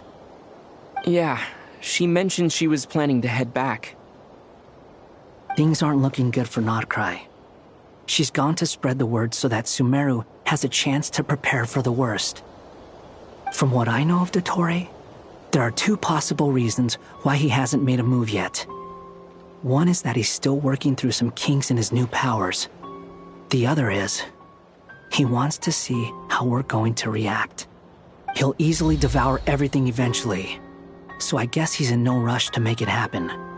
The first false god he made was me. Now it's his turn. Even though my records were erased from Irminsul, Dottore ideas haven't changed one bit. He once told me that becoming a god was like turning yourself into a hungry wolf or giant serpent to devour the moon. Clearly, he began studying the moon goddess's powers long before he even tried making a god. He's always wanted to get his greedy hands on divine authority one way or another. And in the end, he devoured the moon where I failed. In the desert of Sumeru, there is a chessboard built by King Deshret, also known as Al-Ahmar. I don't know if it was a real game, or if he was just trying to challenge his servants and citizens in some way. But creating games and setting rules, gods do that as a matter of course. That's the kind of power Dottore craves. Now he has the Trilunar Authority. His power is leagues beyond the common people. I don't think there's any point in other nations rushing to the front line. They're better off focusing on defense and hoping they can fend off any threats that spill out from Nodcry. Either way, Dori will inform Lesser Lord Kusanali, and she will contact the other gods in turn. The Seven will have some recourse available. If nothing else, their protection should keep the rest of the world from descending into chaos as quickly as Nodcry has. So on the bright side, even if Nodcry is doomed, your friends in other nations won't be in any immediate peril. That's good to know. But I'm not ready to give up on Nodcry yet. There's a word for people who refuse to let anything go. It's called being greedy. Maybe it sounds greedy to you, and probably naive too. But whatever you call it, that's what gives me the determination to keep fighting. Battles are fleeting, but the will to fight is a long-term commitment. Give up for even a moment, and your resolve will shatter. Why do you always feel the need to do the right thing? No one is born to be a savior. I mean, who's gonna criticize you if you fail or give up? Don't take this the wrong way, but Dottore said something similar to me. I guess the Fatui attracts people who don't believe in saviors. Not necessarily. It's less about belief for me. I just want to know how determined you really are. After all, I don't owe anything to anyone else here. Only you. You look kinda worried. If your arch-nemesis was about to achieve their ultimate goal, I think you might feel a little worried too. That's true. Dottore is about to become an omniscient, omnipotent deity. That's gotta be a bitter pill to swallow. Still, you're calmer than I expected. Obviously. I have to admit that my past self was a reckless fool who misunderstood not only the point of revenge, but how to achieve it. And as much as I want my vengeance, I know I'm not gonna get it by acting alone. If the world's taught me anything, it's to think before I act. Too bad it never taught me any other virtues, though. So, I am going to destroy Dottore, no matter what it takes. So, what's your plan? I'll get to that. First, tell me, what do you think of Sandrone? Just like Paimon said, she's a friend, part of the gang. How much do you trust her? This is a serious question. Think carefully before you answer. Although she's with the Fatui, she has her own values, and she's helped us a lot. If nothing else, she's clearly going the extra mile for Columbina. I see no reason not to trust her. If you say so. In that case, the three of us need to talk. I have some thoughts about her computing problem. It can be solved, but it will come with a cost. How much? If I can afford it, I'll cover it. Sometimes your heroism really backs me into a corner. You know that? Come on. Let's go talk to her.